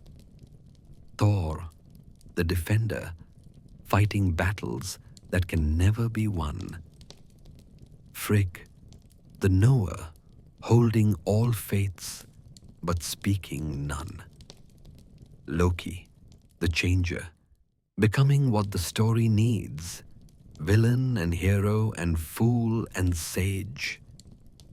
They are all walking toward Ragnarok, have always been walking toward it, will always be walking toward it. Every feast in Asgard is a last supper. Every battle is the final battle. Every moment is both eternal and ending. They know their doom and choose joy anyway, choose love anyway, choose to build and create and connect anyway. The Einherjar in Valhalla understand this. They die each day in practice for a death that will be permanent. They feast each night knowing the feast will end. They embrace their killers as brothers, because in the end, killer and killed are the same, are us, are the eternal warrior fighting the eternal battle against the certainty of ending. And those in Helheim, the quiet dead, the ones who died without glory, they too are part of the pattern. Not everyone can die with sword in hand. Not everyone can be chosen for Valhalla. Most of us will die in beds of sickness, of age, of the thousand small endings that comprise a life. And there is no shame in this, only difference, only the variety that makes the tapestry complete. The runes we explored are not just symbols, but condensed reality. Each one a door between what is and what could be. When Odin discovered them, he discovered the source code of existence, the angular shapes that underlie the curves of experience. Every rune contains all runes. Every meaning contains all meanings. Every symbol is both itself and everything else. Fehu, the wealth rune, is also about poverty, for wealth has meaning only in contrast. Isa, the ice rune, contains the memory of water and the promise of melting. Dagaz, the day rune, carries night within it like a seed. They are all transformations frozen in form, changes caught in symbols, processes pretending to be things. Remember how creation began, not with intention, but with inevitable interaction. Ice crept south, fire crept north, and where they met, transformation happened. This is the eternal pattern. Opposites meet and create something neither could imagine. Order and chaos birth reality. Life and death birth meaning. Beginning and ending. Birth story. Ymir's murder echoes through everything. The worlds are built from violence. Beauty is crafted from corpses. Order requires chaos to die. The gods know they're guilty of the first crime, and everything after is attempt at justification, at making the murder meaningful, at transforming guilt into glory. But the giants remember. In Jotunheim, they tell different stories, where Ymir was not a primitive brute but a dreaming god, where his death was not necessary but convenient, where the gods are not heroes but usurpers. Every story has another side. Every victory is someone's defeat. Every creation is something's destruction. The prophecy of Ragnarok is not a future event, but a present reality. The twilight of the gods is happening now, has always been happening, will always be happening. Every moment is the Fimbulwinter if you're cold enough. Every battle is Vigrid if the stakes are high enough. Every death is the cosmos ending from the perspective of the dying. Yet after Ragnarok, the seers saw something else. A green world rising from the waters. A new sun, daughter of the old, following her mother's path, but somehow different. Two humans, Líf and Lífþrasir, emerging from Hodmimi's forest, where they sheltered through the burning. The gods Vidar and Vali, Modi and Magni, survivors who remember the old world but must build the new. This is not hope exactly, for hope implies uncertainty, and the seers saw this as clearly as they saw the destruction. It is simply the pattern completing itself. Destruction enables creation, ending enables beginning, death enables birth. The cosmos breathes in, breathes out, and in that rhythm, stories are told. We who listen to these tales are part of them. Every time we speak the names of gods, they live again. Every time we remember their stories, we water Yggdrasil's roots. Every time we face our own endings with courage learned from their example, we join the Einherjar in spirit, if not in flesh. The Vikings knew this. They knew they were living mythology, creating stories that would outlast their bones, their kingdoms, their language itself.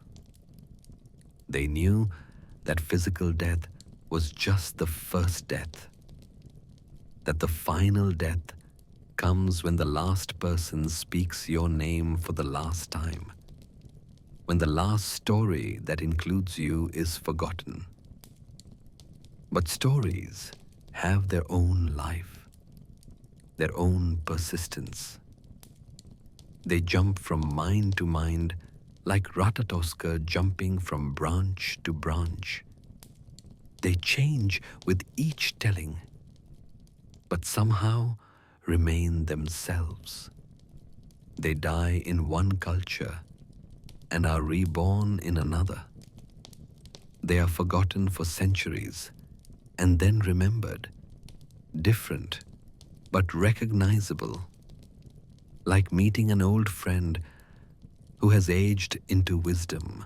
All the threads weave together here, the tree and the well, the gods and the giants, the living and the dead, the runes and the words, the creation and the destruction. They are not separate stories, but one story told from different angles. Not separate truths, but one truth too large to see all at once. The warrior's path to Valhalla is also the coward's path to Helheim, just walked differently. The god's victory over the giants is also the giant's patient wait for revenge. The runes that create are also the runes that destroy. Every thread in the tapestry is connected to every other thread, and pulling one moves all. Feel how your breath connects you to this story. The air you breathe has been breathed before by Vikings who told these tales, by skalds who sang them, by children who heard them by firesides that have long since cooled. The carbon in your bones was once in their bones. The iron in your blood, once in their blood. We are all made of the same materials, temporary arrangements of eternal matter. You are Ymir, containing worlds within your flesh. You are Odin, sacrificing comfort for wisdom. You are Thor, fighting battles you cannot win. You are Loki, changing and changed. Betrayer and betrayed. You are the tree and the serpent, gnawing at its roots. You are the eagle and the messages carried between. You are all of it, because consciousness is the mirror in which the cosmos sees itself. The Norse understood that mythology is not about other people in other times. It is about us now, always. Every god is a human possibility carried to divine extremes. Every monster is a human fear-given form. Every realm is a state of consciousness. We visit in dreams, in madness, in moments of transcendence. Asgard is the moment of triumph, however temporary. Helheim is the depression that swallows all color. Jotunheim is the chaos we fear and need. Midgard is the eternal now, the only realm we can ever really inhabit. Muspelheim is passion that burns. Niflheim is cold that preserves. We journey through all 9 realms in the course of a life, in the course of a day, in the course of a dream. And now, dear traveler, as our long journey through the Norse cosmos draws toward its close, as the threads of story begin to loosen their hold on your consciousness, as sleep prepares to claim you fully, or morning prepares to call you back, let us speak softly of endings that are not endings, of conclusions that conclude nothing, of the eternal return that makes every ending a doorway. The mist rises from the well of Erd one final time tonight, and in its rising, all the stories we have told begin to merge, like individual drops of water returning to the sea, distinct yet inseparable, themselves yet part of something infinitely larger. Somewhere, Odin still hangs from the world tree, eternal in his moment of discovery, forever dying into wisdom, forever screaming the runes into existence. Time has no meaning there, in that space between heartbeats, in that pause between breathing out and breathing in. He hangs in your moments of sacrifice too, when you give up something precious for something necessary, when you choose knowledge over comfort, when you accept that wisdom always costs more than you want to pay. Somewhere, Thor's hammer still rises and falls, defending Midgard from forces that would unmake it, holding the line between order and chaos with strength that knows it is not enough but continues anyway. His thunder echoes in your determination, in your refusal to yield when yielding would be easier, in your protection of what you love, even when you know that all protection is temporary. Somewhere, Freyja still weeps golden tears for her lost husband, searching all the worlds for what might be gone forever, teaching us that love is not about possession, but about longing, not about having, but about seeking, not about answers, but about the question that drives us forward into mystery. The Norns continue their work, drawing water that is fate made liquid, pouring it over roots that are always dying, always living, always exactly strong enough to hold existence together for one more moment, which is the only moment there ever is. They weave your fate too, have always been weaving it, will always have woven it. And yet, somehow you choose. Somehow you act. Somehow you create the very pattern they are weaving. In Valhalla, the eternal feast continues. Warriors raising horns of mead that never empty, toasting deaths that never permanent, celebrating victories that never last. They know the feast is preparation for defeat, that their joy is prelude to ending, that their brotherhood is forged in the certainty of doom.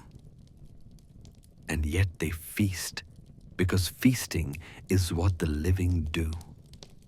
And they are living their deaths with the same intensity they lived their lives. In Helheim, the quiet dead rest in grey peace, no longer striving, no longer yearning, no longer caught in the terrible beauty of being alive.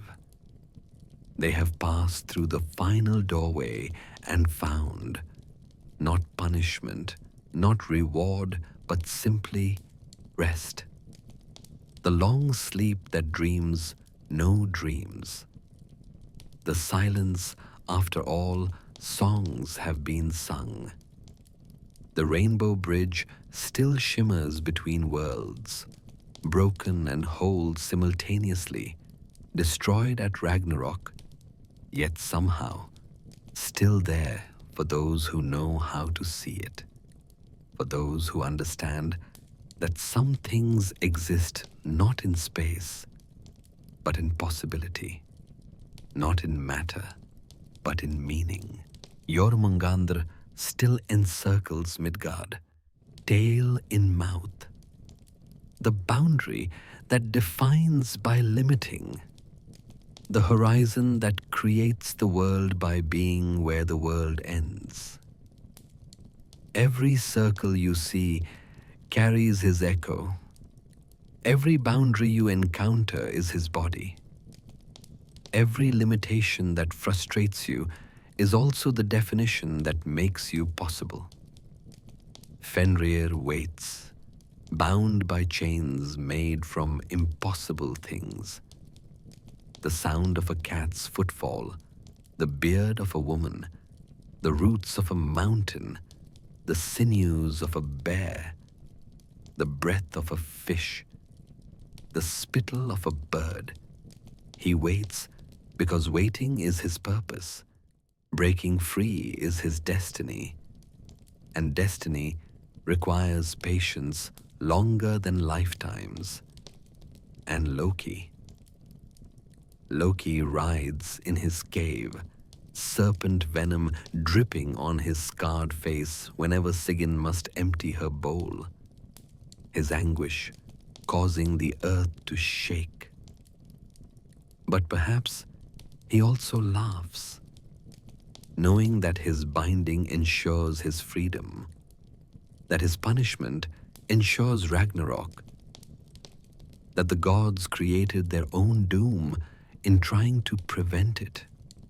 All of these beings, all of these forces, all of these stories, they live in the spaces between your thoughts, in the pause between your heartbeats, in the moment between sleeping and waking, where all things are equally real and unreal.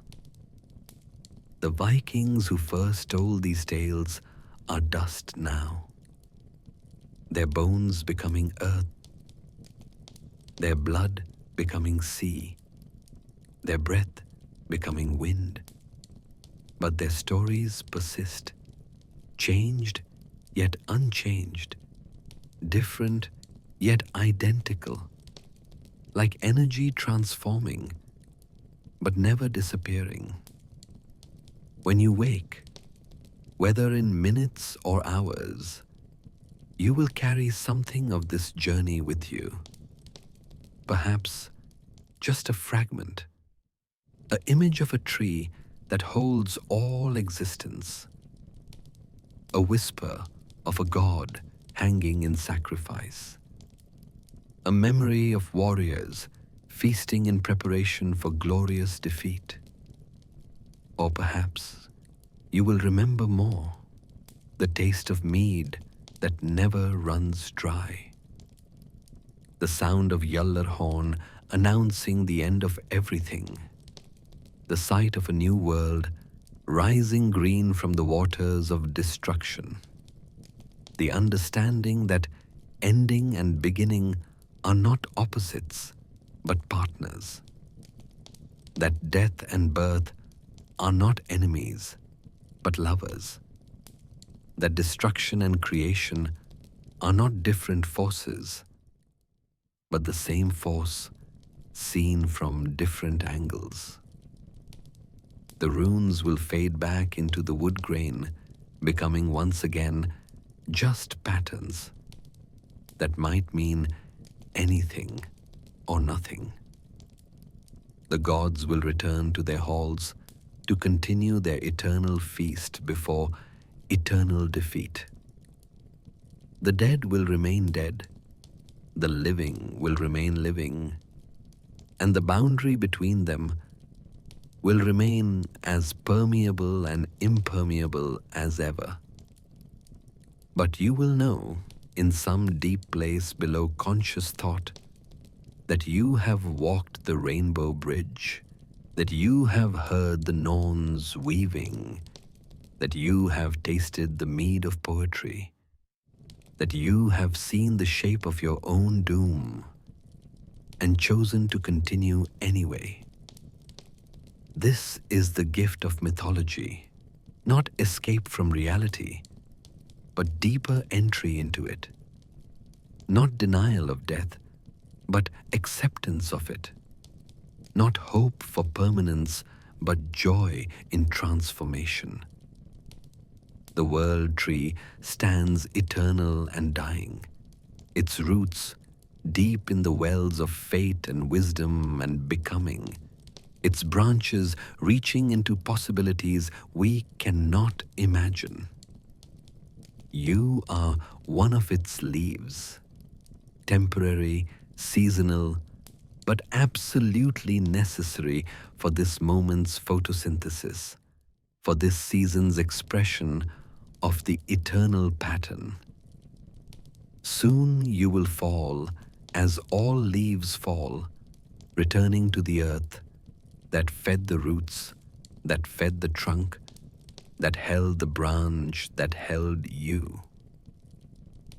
But another leaf will grow where you grew, different yet the same, and the tree will continue, and the story will continue, and the cycle will continue.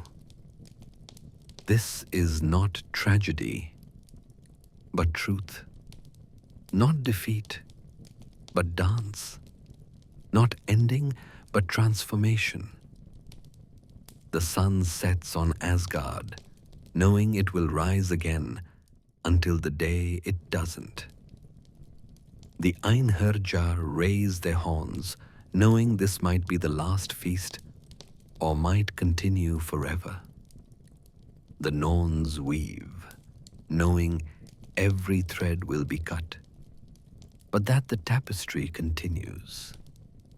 And you, dear traveler, drift now toward whatever comes next, sleep or waking, dream or memory, the little death of unconsciousness, or the little birth of morning. Remember, if you can, that you have heard the old stories, the true stories, the stories that were ancient when the world was young. Remember that you have walked with gods who knew they were doomed, have feasted with warriors who knew they would lose, have learned from giants who remembered when chaos was all. Remember that courage is not the absence of fear, but action despite fear. That honor is not victory, but how one faces defeat. That meaning comes not from permanence, but from the acceptance of impermanence. The mist closes now, thicker and softer, wrapping around you like the furs of ancient halls, like the smoke of offering fires, like the breath of sleeping dragons. In this mist, all times are one time. The creation and destruction happens simultaneously. Ymir is murdered and born in the same eternal moment. The gods rise and fall like breathing. The tree grows and burns and grows again.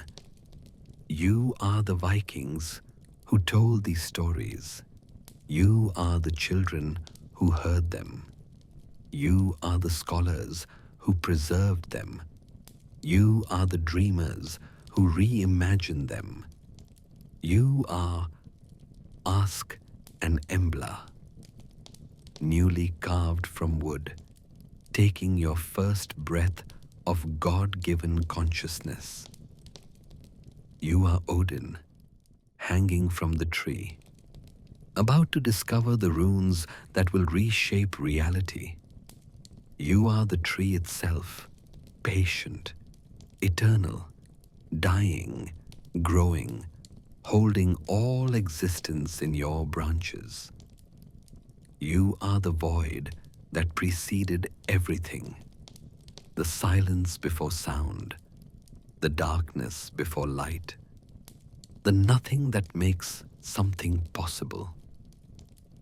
And you are what comes after, the green world rising from the waters, the new sun following her mother's path, the fresh possibility that emerges from absolute ending. Rest now in this space between stories, between breaths, between heartbeats.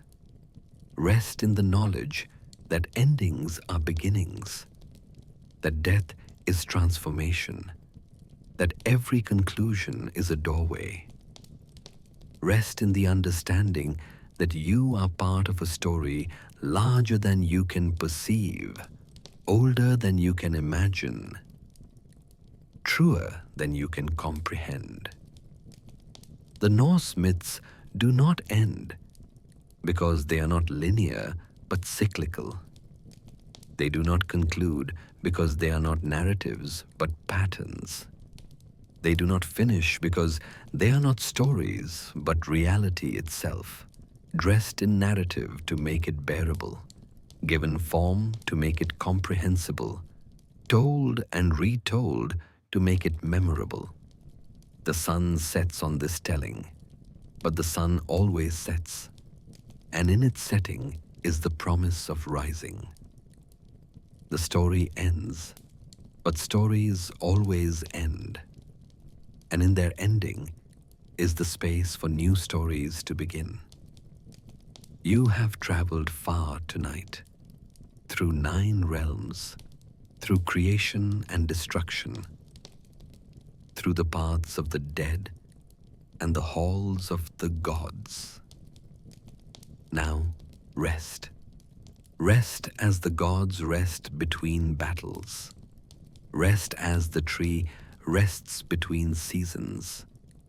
Rest as the cosmos rests between breaths. Tomorrow the cycle begins again. But tonight, in this eternal moment between ending and beginning, rest. The old stories will wait for you, patient as stone, inevitable as sunrise, true as the tree that holds all worlds in its branches. They will be here when you return, different but the same, changed but eternal. new but ancient. For the stories never end. They only pause, like this, in this moment, between one breath and the next, between one heartbeat and silence, between story and sleep, between ending and whatever dreams may come.